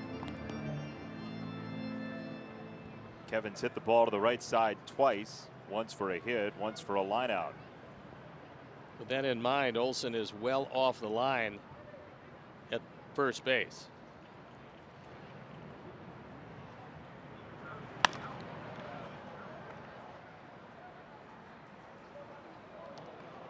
Oh, and 2.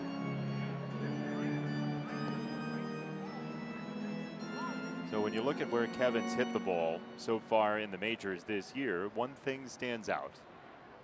Bunch him in right. You don't see the opposite field shift terribly often, especially on the infield, but that might be part of the calculus in the future. He continues like this, but it depends on what you throw him. I mean, you throw him something off speed, he can hit it to left or left center field. But normally the fastball, even the inside fastball, he'll take the other way.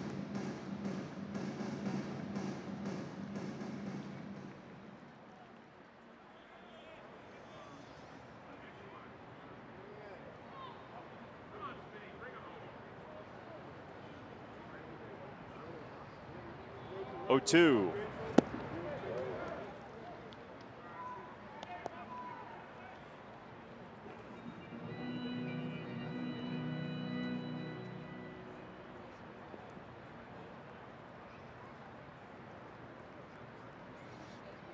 Mania's thrown fewer than 10 sliders. He's been mostly fastball changeup. As let's see, they do go to first.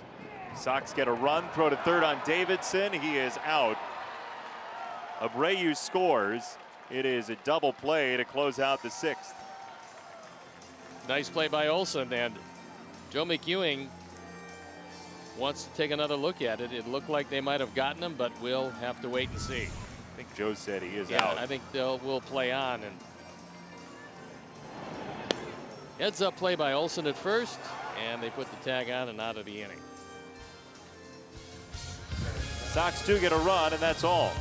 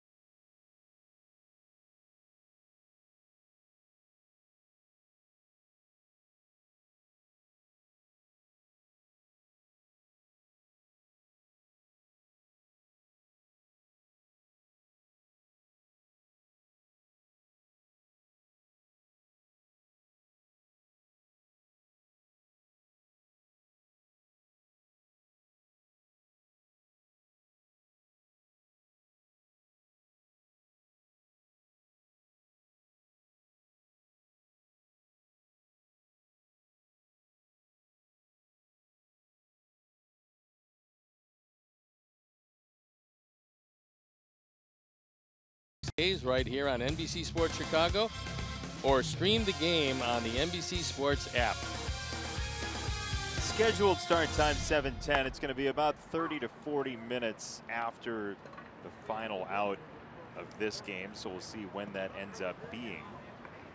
And don't forget, over the weekend, Saturday and Sunday, you can see the Charlotte Knights, the new home of Eloy Jimenez, Sebi Zavala, Ian Hamilton. They'll play live on NBC Sports Chicago at 6 o'clock Saturday and then 7 o'clock Sunday on tape delay. So you can see quite a bit of Eloy Jimenez, who had his first AAA hit last night after a lengthy rain delay. He shows up in AAA. Tarp gets rolled out. They start 2 hours after the originally scheduled start time. It didn't daunt his AAA debut. He's not easily daunted. No, I believe he's going to hit wherever he goes. Nice catch by Kevin for strike 3. Manaya, good placement for out number 1. Elsewhere in the minors last night, Luis Robert had his first Winston-Salem hit. He led off the game, had a base hit, stole a base, and drove in a run as well. For a big man, he's going to be able to steal a lot of bases. And hopefully, he swings the bat the way he can, because everything else is there.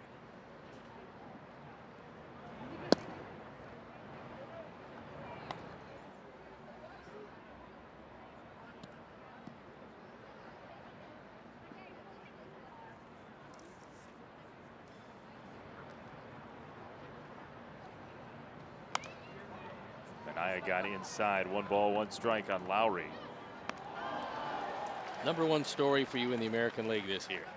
Number 1 story. Yep. In the American League. Are we talking team or player? Just a story. A storyline, whether okay. it's team or player. For me, yep. I think it's the Mariners playing as well as they have with the Robinson Cano suspension and everything they've dealt with. I would say as a team, the Mariners are the number 1 story for me. That's pretty good. Yeah. I mean, they certainly are, and they've had a wonderful go of it. You can't say Ohtani. I think the number 1 story would have been him, except now he's injured, so the story probably is not expanded this year, although they keep saying there's a chance for him to come back in this one. You see the Mariners, they're 3 games back in the loss column, 3.5 overall. The Astros, you would think, with that rotation, which is Sterling, and maybe, just maybe, an addition as a trade deadline goes along, not as a starting pitcher though, maybe some bullpen help. You would think they would pull away. You'd think. You would think. They haven't yet somehow. No, they have not. Then what's your number 1 story with Ohtani on the shelf in the AL?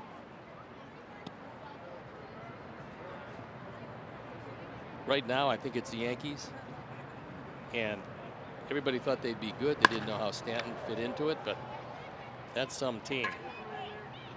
Angle in center for the 2nd out of the 7th inning. Who's a team that you thought was going to be better than they are right now? A little disappointing.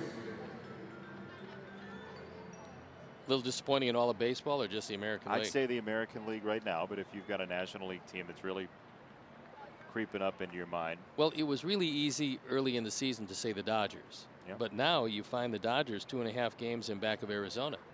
So they're starting to get a little bit better. Arizona's playing good baseball, but the Dodgers right there knocking at the door. And, you know, Dave Roberts said it when everybody was talking about the Dodgers, the fact that they could be out of it. He said, when it's over, we're going to be right there. And he said, we're going to win the division. Could very well be. The Diamondbacks have something to say about that. And don't sleep on the San Francisco Giants, because Bumgarner's back again, and they're starting to play pretty decent baseball. That ball had eyes. A single for Davis. They don't have a closer right now because Hunter Strickland decided to go 3 rounds with a door. Losing in the first round, however. TKO. But there you see the standings, and the Rockies, even though they're under 500, they still have a good enough team. You wonder if they're going to have their pitching hold up, which is always the case with the Rockies. But Diamondbacks playing good, solid baseball, and the Dodgers, to me, they have enough talent by far to get there. Well, Manaya has cleared out the boardroom. They're going to have a meeting on the mound. And the pen up and going, and the meeting was probably called from the dugout to let Avilan get loosened up. Hydrate a little bit. Yeah, loosen up his lips. There's nothing more compelling than bullpen water drinking.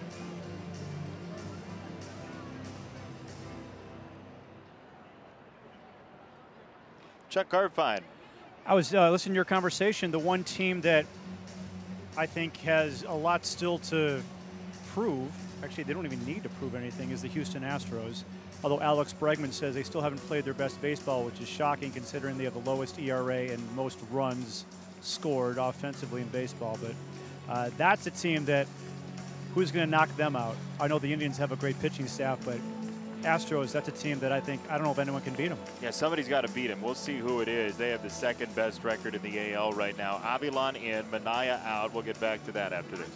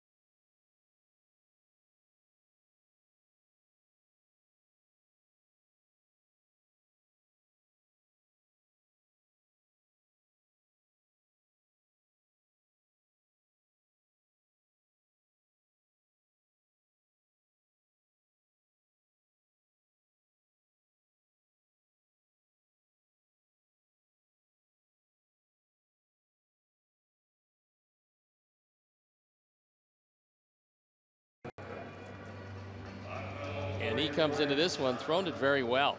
On for the 33rd time. Very good ERA of an even 3, a 2-0 record, 24 strikeouts in 21 innings. He's part of a very good left-handed pen for the Sox. Fry, Cedeno, Avilan, Santiago, your 4 lefties. This is game number 1 of our doubleheader. Game 2 will follow 30 to 40 minutes after this first game, so it's not necessarily a 7-10 first pitch. So if you're watching this game and you have tickets for game number 2 and you're thinking, hey, should I get to the ballpark right at 7:10? Get here a little bit early just in case. Yep. You never know how long this one lasts, but we shall see. Okay, so to finish up on Houston, look, they're #1 in offense, #1 in pitching, #1 in defense. Okay, so they're very good. Yeah. However, you run into the Indians and you get Kluber in the first game. You get maybe Bauer in the second game and either Clevenger or Carrasco in the third game. You've got your hands full. They can beat anybody in the world in a short series, and that's what the playoffs are. They're a short series. Now, by the time they get to Houston, you would think that it would be 4 of 7. However, 3 of those guys, and possibly the 4th, they can go pitch for pitch in their starting rotation, but not their pen with Houston. How great would those pitching matchups be in a Cleveland-Houston series in the ALCS? It would be wonderful, but you know, you got those 2 teams in the East with Boston and New York probably having a huge say-so into what happens, and those guys can also take you out. Their pitching is pretty good. Their pens are exceptional, by the way, especially the back end of both of them. And they could play wall ball with the best of them. Yeah, they can take it out for sure. Here's a great quote from Bregman. Alex Bregman, he told the Yahoo Sports podcast, there should be an X on our back. We're the team to beat. We're the best team in the big leagues. 10 wins in a row, 20 wins in a row. Everyone's saying that we're playing well. Well, we'll let everyone know when we're playing well. We're playing all right now. We'll let people know when we're playing well. Kind of confident, wouldn't you say? Oh, my God. I would say that's the way you have to be. You like that? I do. However, I think they are playing well. Can they play better? Well, I guess they can, but 1 in every category. #1, it's hard to get too much better. Garcia in left. Into out number 3. Davis stranded. Stretch time.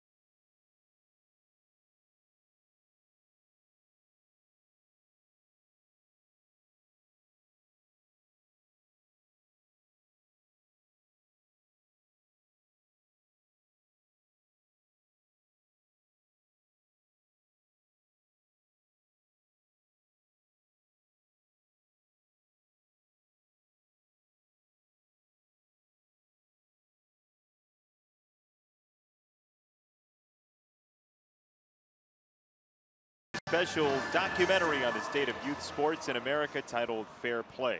Before they were major leaguers with the Sox, players like this young man were simply being kids playing sports. Do you know who this future Sox player is wearing that Frank Thomas jersey or shirt or jersey? Do you own any jerseys? Not yet, but I'm looking for a pirate for my next party. Oh, Nicky Delmonico has a great joke about pirates. Would you want to hear it? No. Okay, I'm going to tell you anyway. It's the 7th and it's 8-1. Yeah, so I heard this one, but go ahead. Okay. What is a pirate's favorite letter? No, I can't give it away. You would think it's R, but it's actually the C. Barreto for round number 1. Stop the cackling for a moment. Hey, Sox fans, you win with Papa John's Pizza all season long. The day after the Sox win, you get 50% off your entire online order of regular menu priced items only at papajohns.com. When you use promo code SOXWIN, valid at participating Papa John's locations. Better ingredients, better pizza. Papa John's. The young lady on the left there had kind of the Bobby Valentine look going on with the fake mustache. Didn't work well for him either. Nor Ichiro, as you will see in our second game. There it is. It's an evil mustache stroke going on. Plans to take over the world. 1-1 on Moncada, who's 0 for 2 after reaching on an error in the 5th.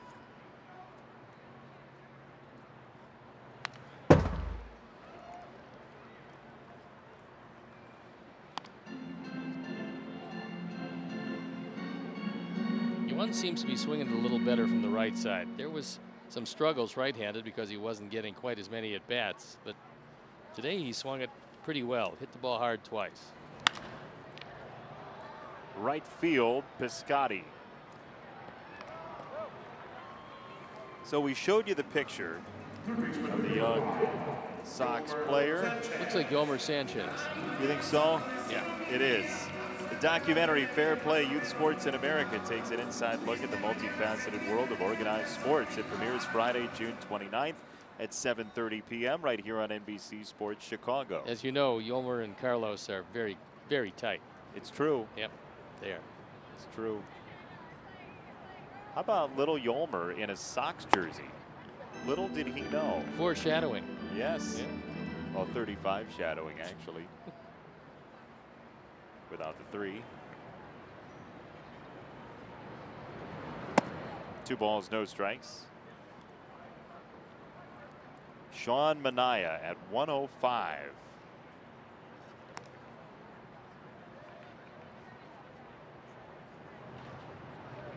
Oakland bullpen up and going. I bet it's a righty, Steve. Looks like Liam Hendricks from here.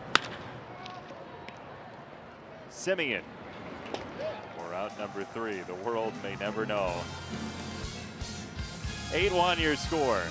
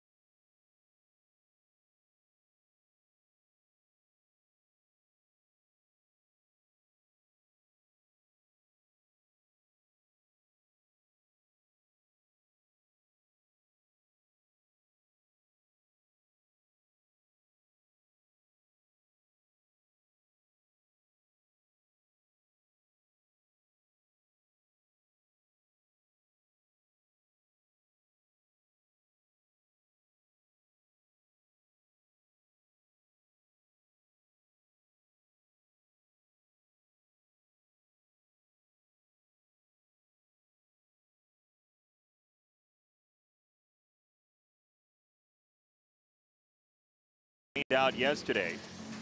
And so, 2 games today. The second game 30 to 40 minutes after this one with Steve Stone, Jason Benetti, Chuck Hartfine downstairs, and our entire crew here on NBC Sports Chicago.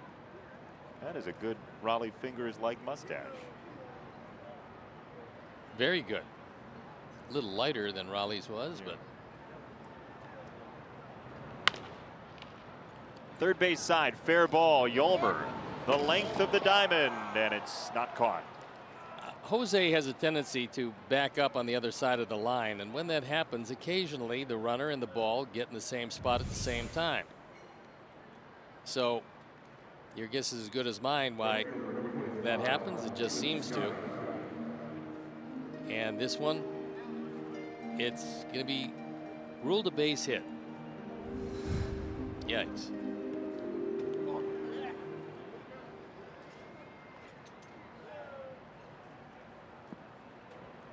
Canna and Abreu talking it over. Yolmer Sanchez got it there, but no out. And Piscotty the batter.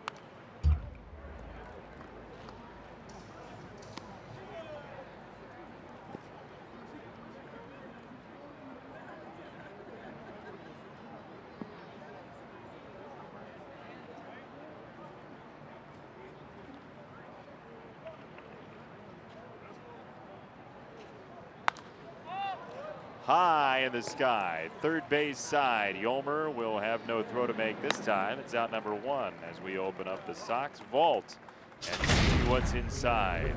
Ooh, sound effects also. Creaky wheel. Gotta like that. Yes, indeed. It's Sammy Ellis, who played in just 10 games with the Sox back in 1969 to the tune of a .583 ERA. He was regaining his old zip, though, they thought.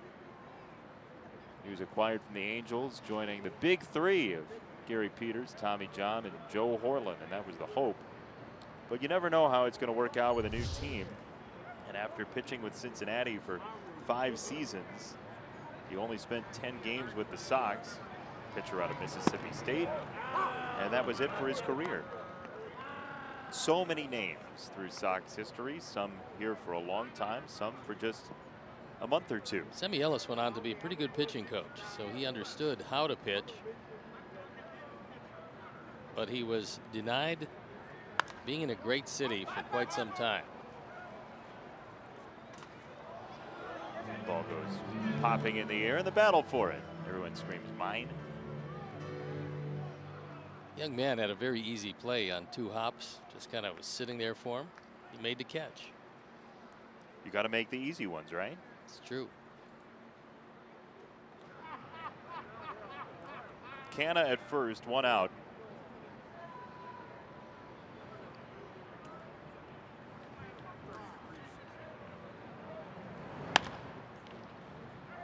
Foul ground, first base side, and oh, that lands fair. My goodness, it stayed fair, and a base hit for Lucroy. His first hit of the day, and it looked like that ball was going to be blown foul, but the wind that was a little brisk early in the game has died down somewhat. This one hugged the line the whole way.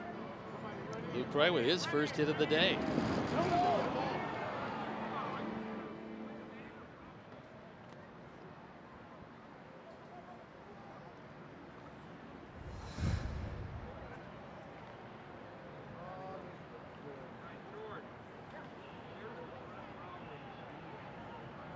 Now Barreto. Hard hit foul.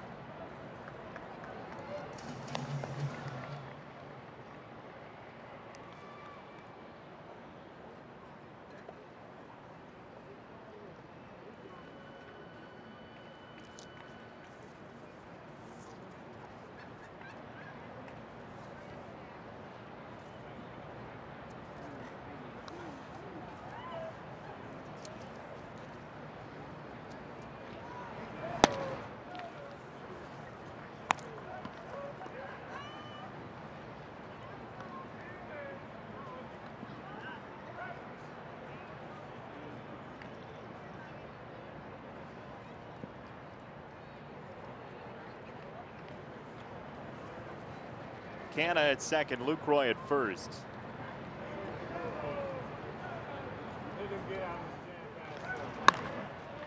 And another foul ball. Let's take a look at high-speed action powered by Xfinity. And for Barreto, a duplicate of another appearance against James Shields. 105.4 miles per hour in the exit velocity, a towering fly ball, 41 degrees launch angle. Second home run of the year. He doubled his RBI total with a 3-run homer in the second, and that helped propel the Oaklands to where they are now. Which is up 8-1, a 4-run second, a 4-run fifth. And the Athletics, who offensively are a very dangerous bunch, starting this 10-game road trip in style. Having won a couple from San Diego, they've got 4 here and then 4 in Detroit to close it out.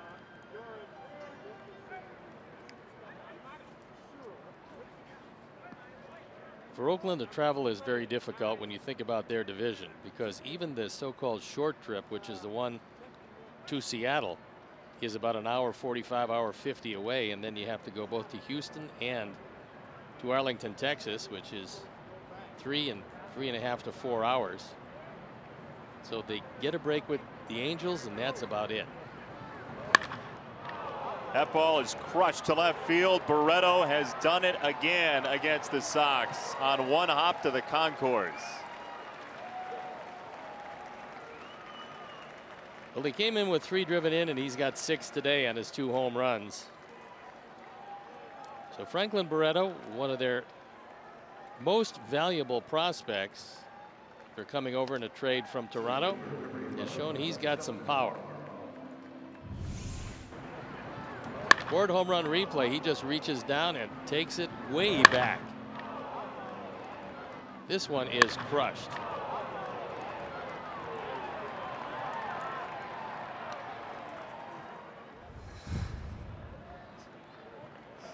.3 miles per hour off the bat. Launch angle lower this time at 27 degrees. This is from a guy who was 3 for 33 against left-handed pitching in AAA this year. He already has 4 hits in the majors against left-handed pitching as Yolmer collects out number 2.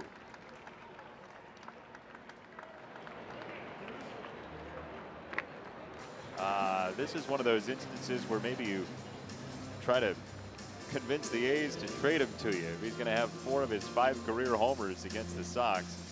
That's going to do it for Luis Avilan. He goes 1 full inning, gives up 3 hits and 3 earned runs. Oakland in a big way in game 1.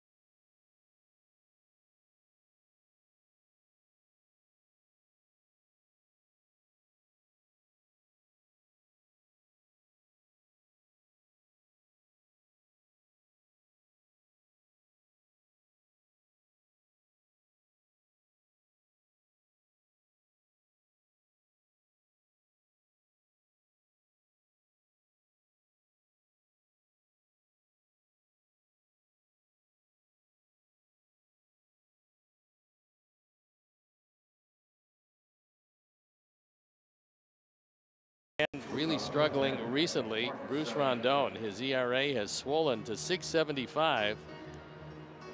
Record 2-3. He comes on with the bases clear. And 2 outs here in the top of the 8th, and another 3 spot on the board for the Oaklands. Marcus Semien takes ball 1.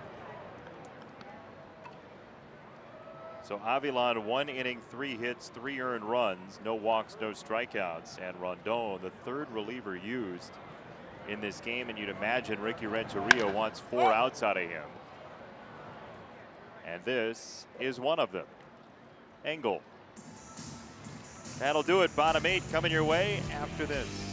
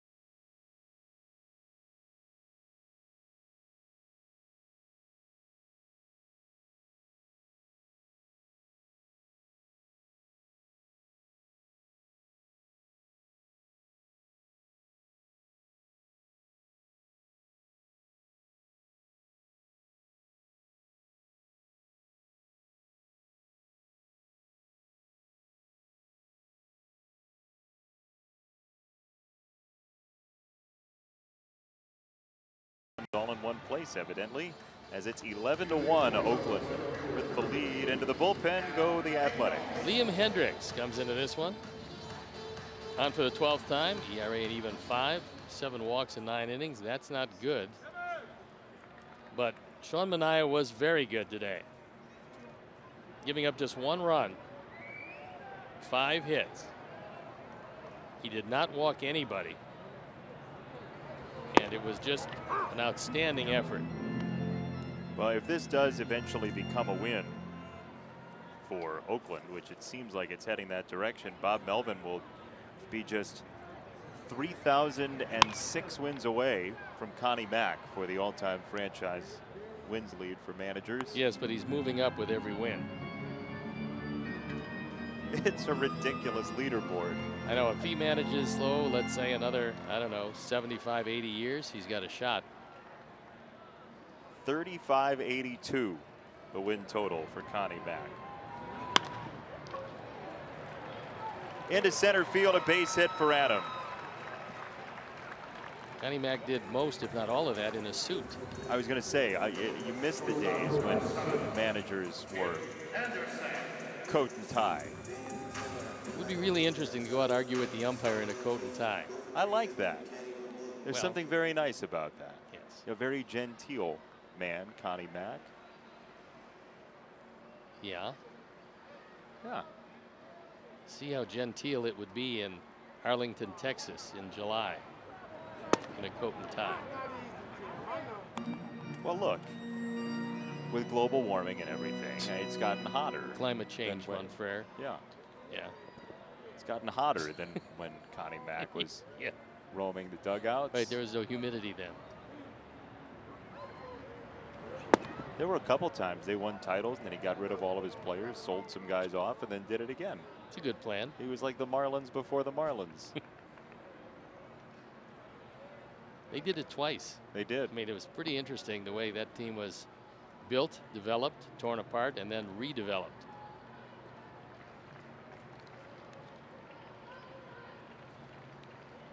Ball and a strike on Anderson against Liam Hendricks, whose father was an Australian rules football player.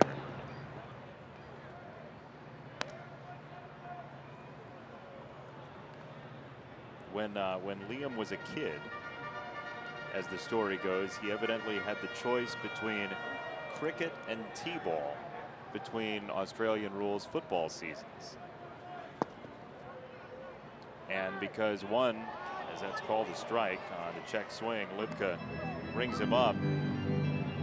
Cricket took about 6 hours to play. T-ball was like an hour or so, and the parents said, you're playing T-ball. So Liam Hendricks wouldn't even be here if not for pace of play. Pace of play is very important, yes.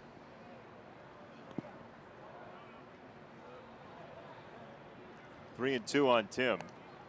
Lucas Giolito and Chris Bassett, your starting pitchers for game number 2, which is scheduled for half an hour to 40 minutes after game number 1.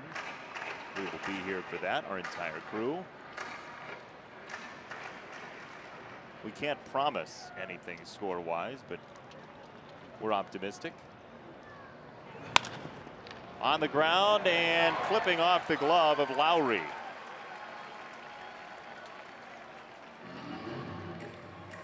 So Tim with his first hit. Right fielder, number 26, Garcia.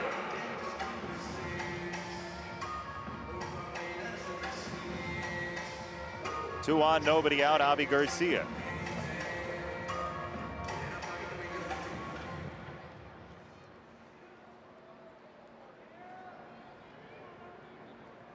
Avi's been out since April the 23rd, so almost exactly 2 months.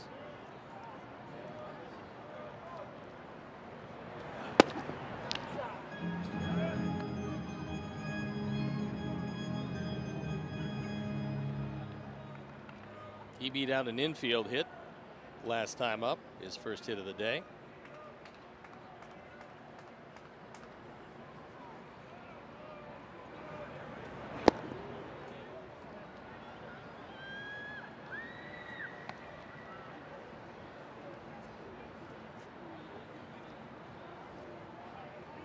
Do you have any dinner plans for between games? Well, depends on if we have, what, an hour, hour and a half between games?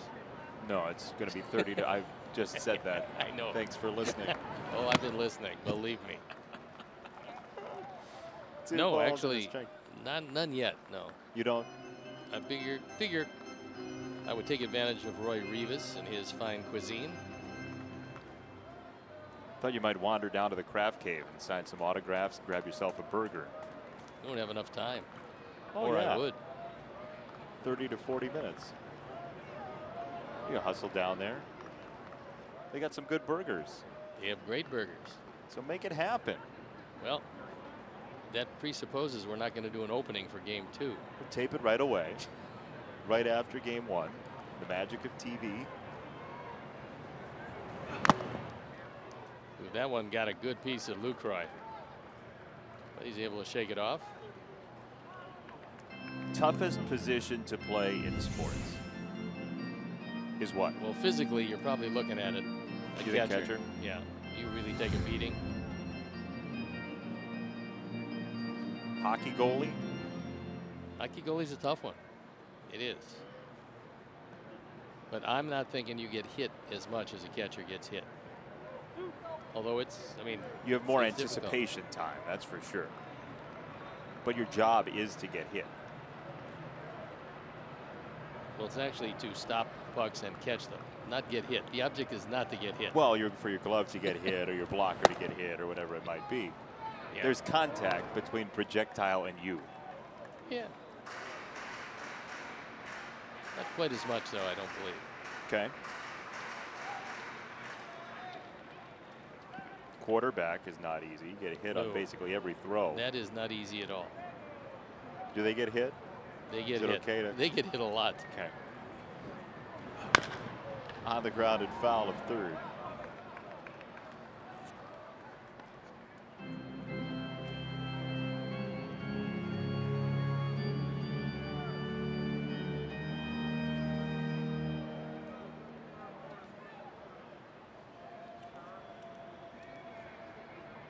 3-2 to Garcia. Anderson at first, Engel at second.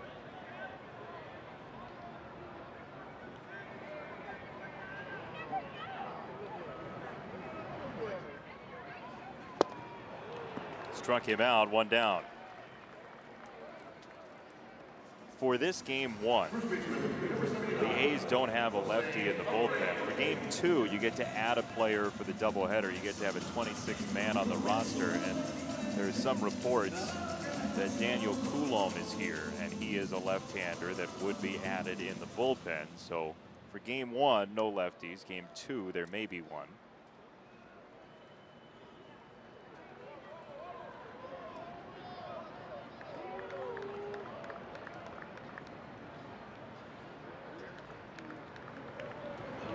Jose takes a strike. I thought you were going to suggest, as you normally do, ideas that go away from the norm. For instance, having Daniel Coulomb act as a 26th man for both teams to save you some, some travel money. Kind of like all-time quarterback in the backyard. You can go back, go back and forth between the two teams, depending on who needs him. I think you might throw more strikes for one team, considering they're signing his paycheck. I don't like that idea. You're too much of a visionary. That's a 9 on the no scale. There is both a quarterback and a catcher. Kevin Smith played some tough positions in his career. He has that. Jeez.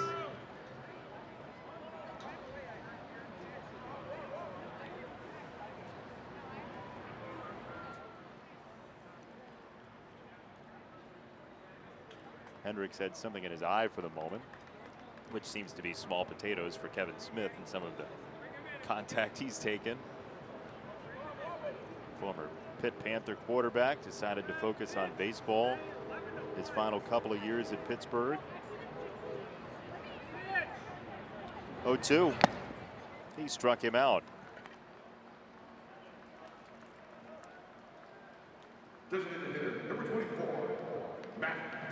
Davidson will bat. He is 1 for 3 with a double and 2 strikeouts.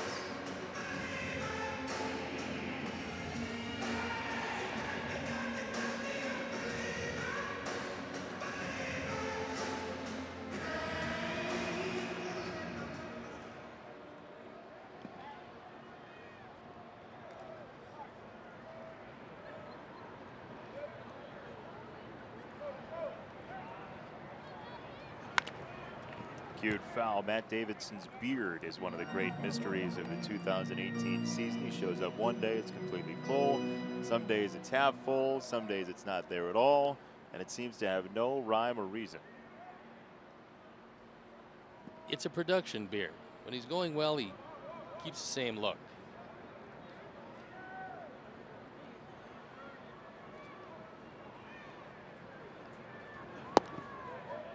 Off the plate, 1 ball, 1 strike.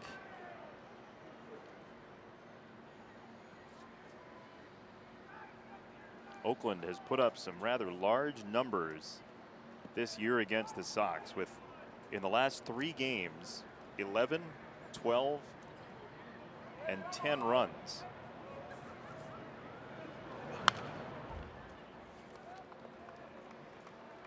And in the opener, their season low against the Sox of 8 back in April. We said they got some offense, and they certainly have that.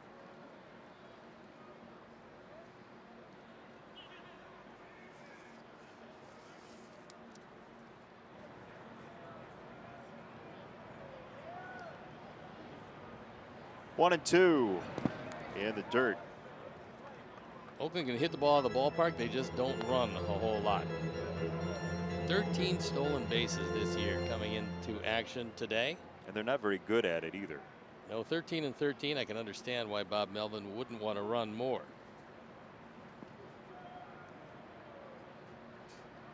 Not your prototypical smooth criminals.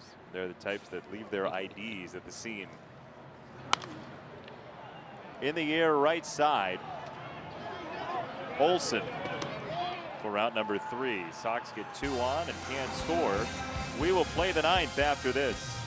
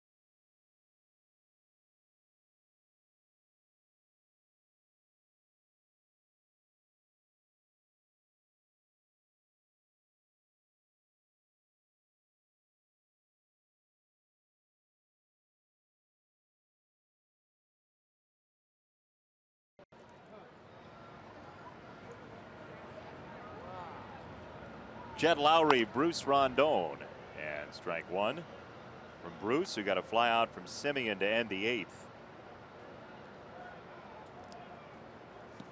Sox and A's will play a second game right here on NBC Sports Chicago, 30 to 40 minutes after game 1 comes to an end.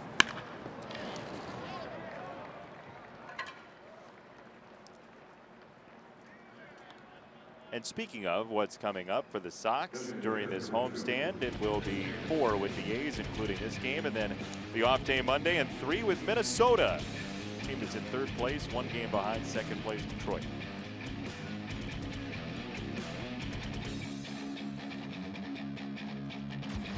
Twins have sent Miguel Sano down to A-ball. That's probably as much of a wake-up call as it is for anything else, as he was really struggling and every aspect of the diamond. He put on a good face. He said, this is an opportunity for me to make a change and for me to come back as a different guy, and I thank Paul Molitor for the opportunity, but the Florida State League is not Major League Baseball. Sometimes it does wake you up. Sometimes the things that you were doing that are untenable here in the major leagues, you find out you've got to change. When you go down, you go down with a positive attitude, you come back in the not too distant future. Yeah, it's not a full-time demotion, and we saw Carson Fulmer last night for AAA Charlotte. He walked 1, struck out 11. It's a good sign. The stuff has been there. Question is harnessing that stuff.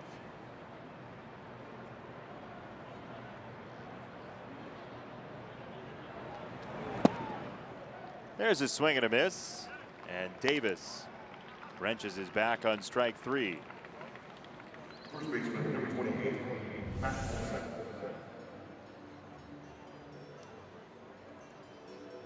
Swings over the top of that one, and he's the first out.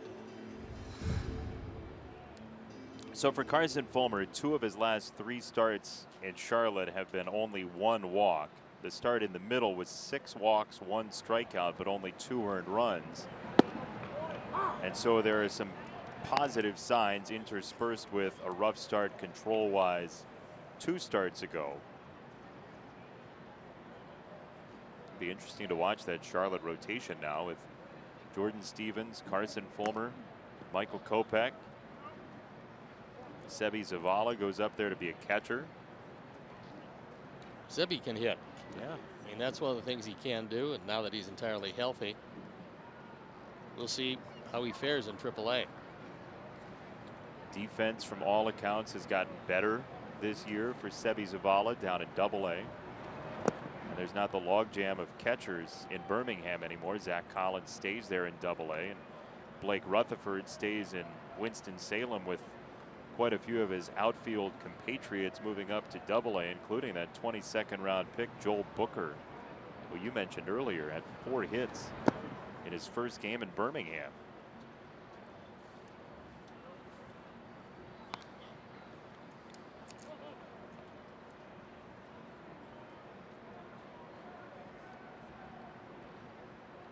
Three and 1 for Olsen.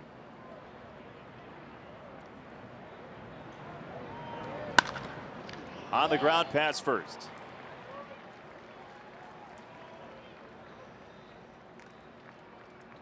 Matt Olson has hit the ball hard, but that's the first hit today. Shoots this one by Jose and into right field.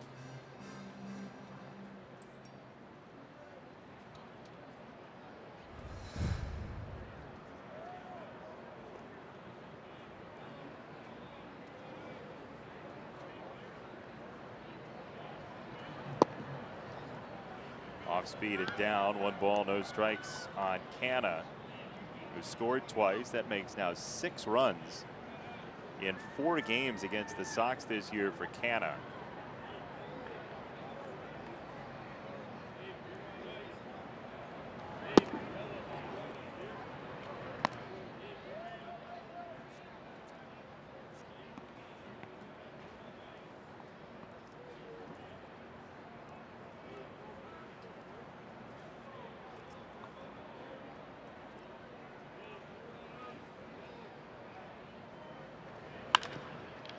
To third, Sanchez. Moncada.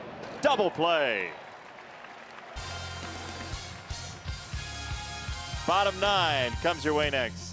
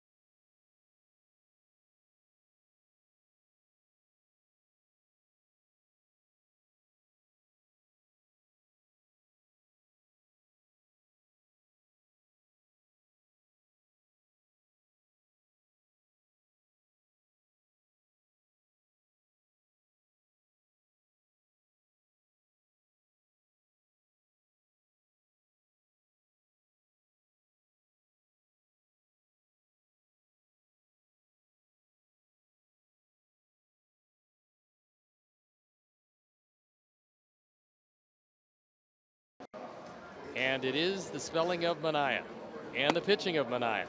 Generally, it's all things Manaea. He was very good today. His record's going to get one game above 500. He was throwing in front of the home folks, and he did quite a job. And it was indeed Magic Manaea and Manaea Mania all wrapped into one neat package. And Josh Lucas comes into this one on for the 6th time. His ERA a touch over 4. There you look at the rest of the numbers. Now I know why they were having such a difficult time spelling Manaea Mania earlier.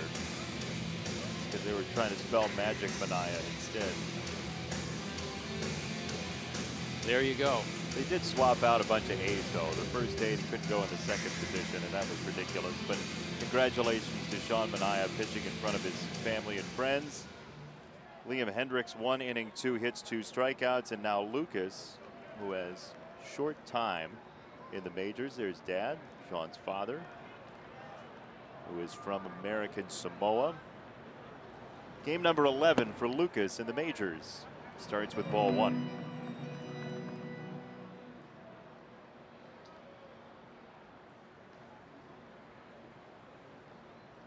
Former 21st round pick of the Cardinals, Josh Lucas.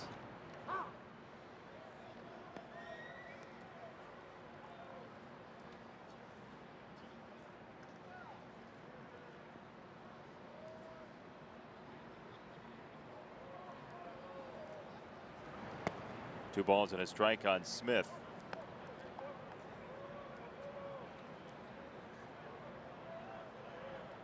Oakland with 4 in the second, 4 in the 5th, 3 in the 8th. And an 11-1 lead. That was to Chuck Garfien land. 2 balls, 2 strikes. That's an amusement park I would buy season tickets to. Chuck Garfien land. Yeah, there's having a discount on that. What do you think the headlining ride would be? Let's let people tweet in. Okay. It's a major ride at Chuck Garfien land. Yeah, it'd be better if they did it than we did. 2 balls and 2 strikes on Smith.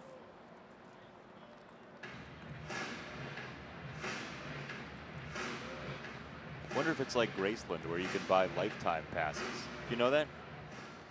You can buy a lifetime pass to Elvis's home. Sounds like a good deal to me. You're always a shrewd negotiator. Yep.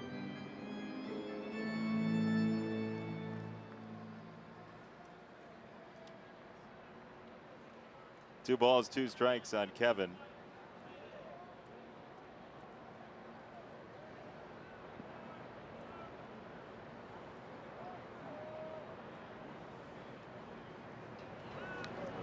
And that one hit him. So Smith is on. So game number 2, our probable pitchers, Lucas Giolito and Chris Bassett. Bassett spent a good chunk of his year with AAA Nashville. Giolito has been up here in the majors the whole season.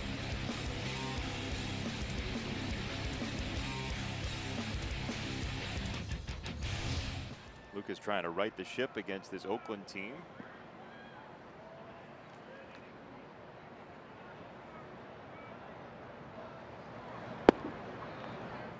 It's a little bit low.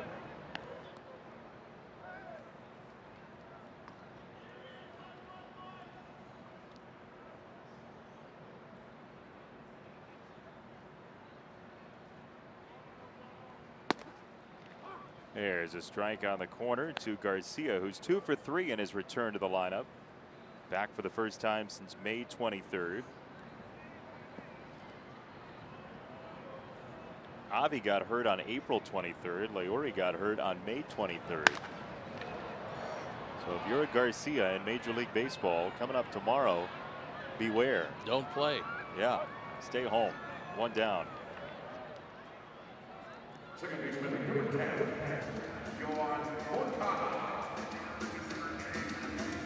One down for Moncada, who bats from the left-hand side for the first time in the game.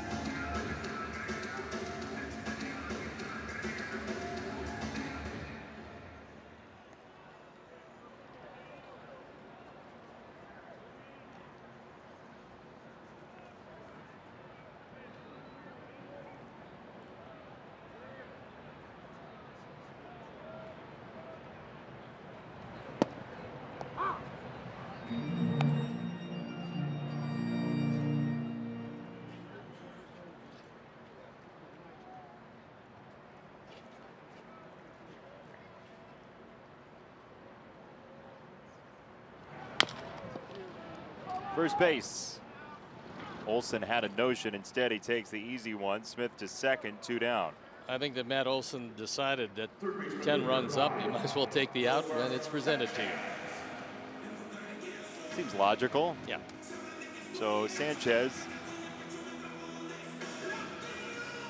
trying to keep it alive for the Sox.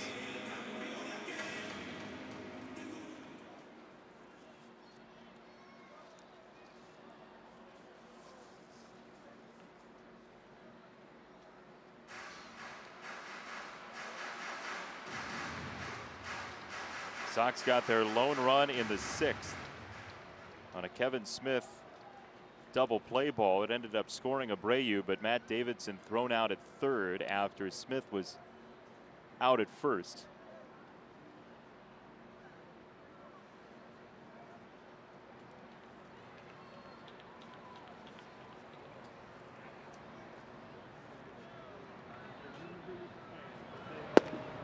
And strike 1 to Sanchez. Lucas throws a sinker and a moving fastball. And at the velocities he throws, that's really what you're trying to do. Make it move late, and get your ground balls. Left-hand side. Canna has no play.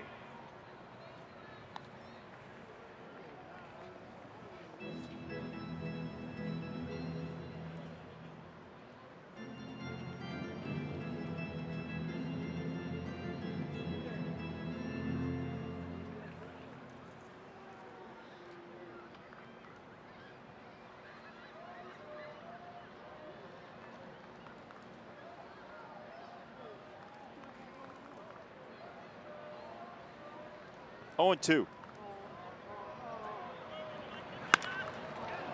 In the air, right center field, ticketed for the alleyway and over the wall on a hop. Kevin Smith, who was at second, comes around to score. Sanchez an RBI. It's 11-2. Kind of hoping that one stayed in. It's RBI number 30, would have been anyway, but I'd like to see Yomer with another triple. And he cranks this ball. Let one hop out of the ballpark.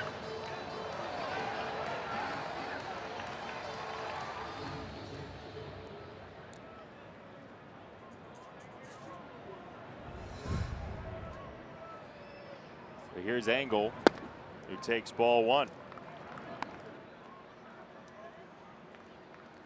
Could have been triple number 9 for Yolmer. He had 8 all of last season, and not even to the halfway point this year. He leads the majors with 8.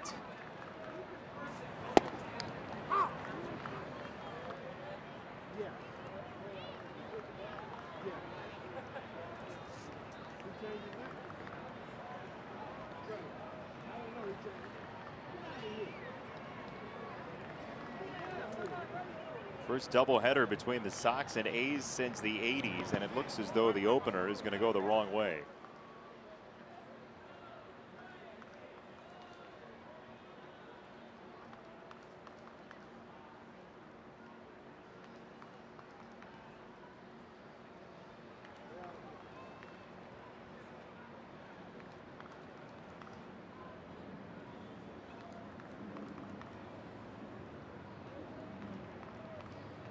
Sanchez at second, 2 out.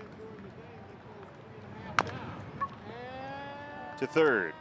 Lowry has to hurry and does get Engel for the final out. So the A's win the opener of the Twin Bill. 11-2, game 2 coming between 30 and 40 minutes from now. And normally I'd tell you to get your rest, but you can't because it's only 30 to 40 minutes. However, remember what happened in this game in every aspect of the game, and then forget it, and we'll come back and do better in the second game. Sounds good to me. All right, talk to you then. For our producer, Keon Dolan-Shahi, our director, Jim Angio, associate producer, Dave Ross, technical manager, Mark Harper, the executive producer, Greg Bowman, and our entire NBC Sports crew. For Chuck Harpine downstairs, for Steve Stone, I'm Jason Benetti saying so long from Guaranteed Rate Field. Coming up next, Subaru White Sox post-game live. You've been watching Chicago White Sox baseball, and you will be in a little while again on NBC Sports Chicago.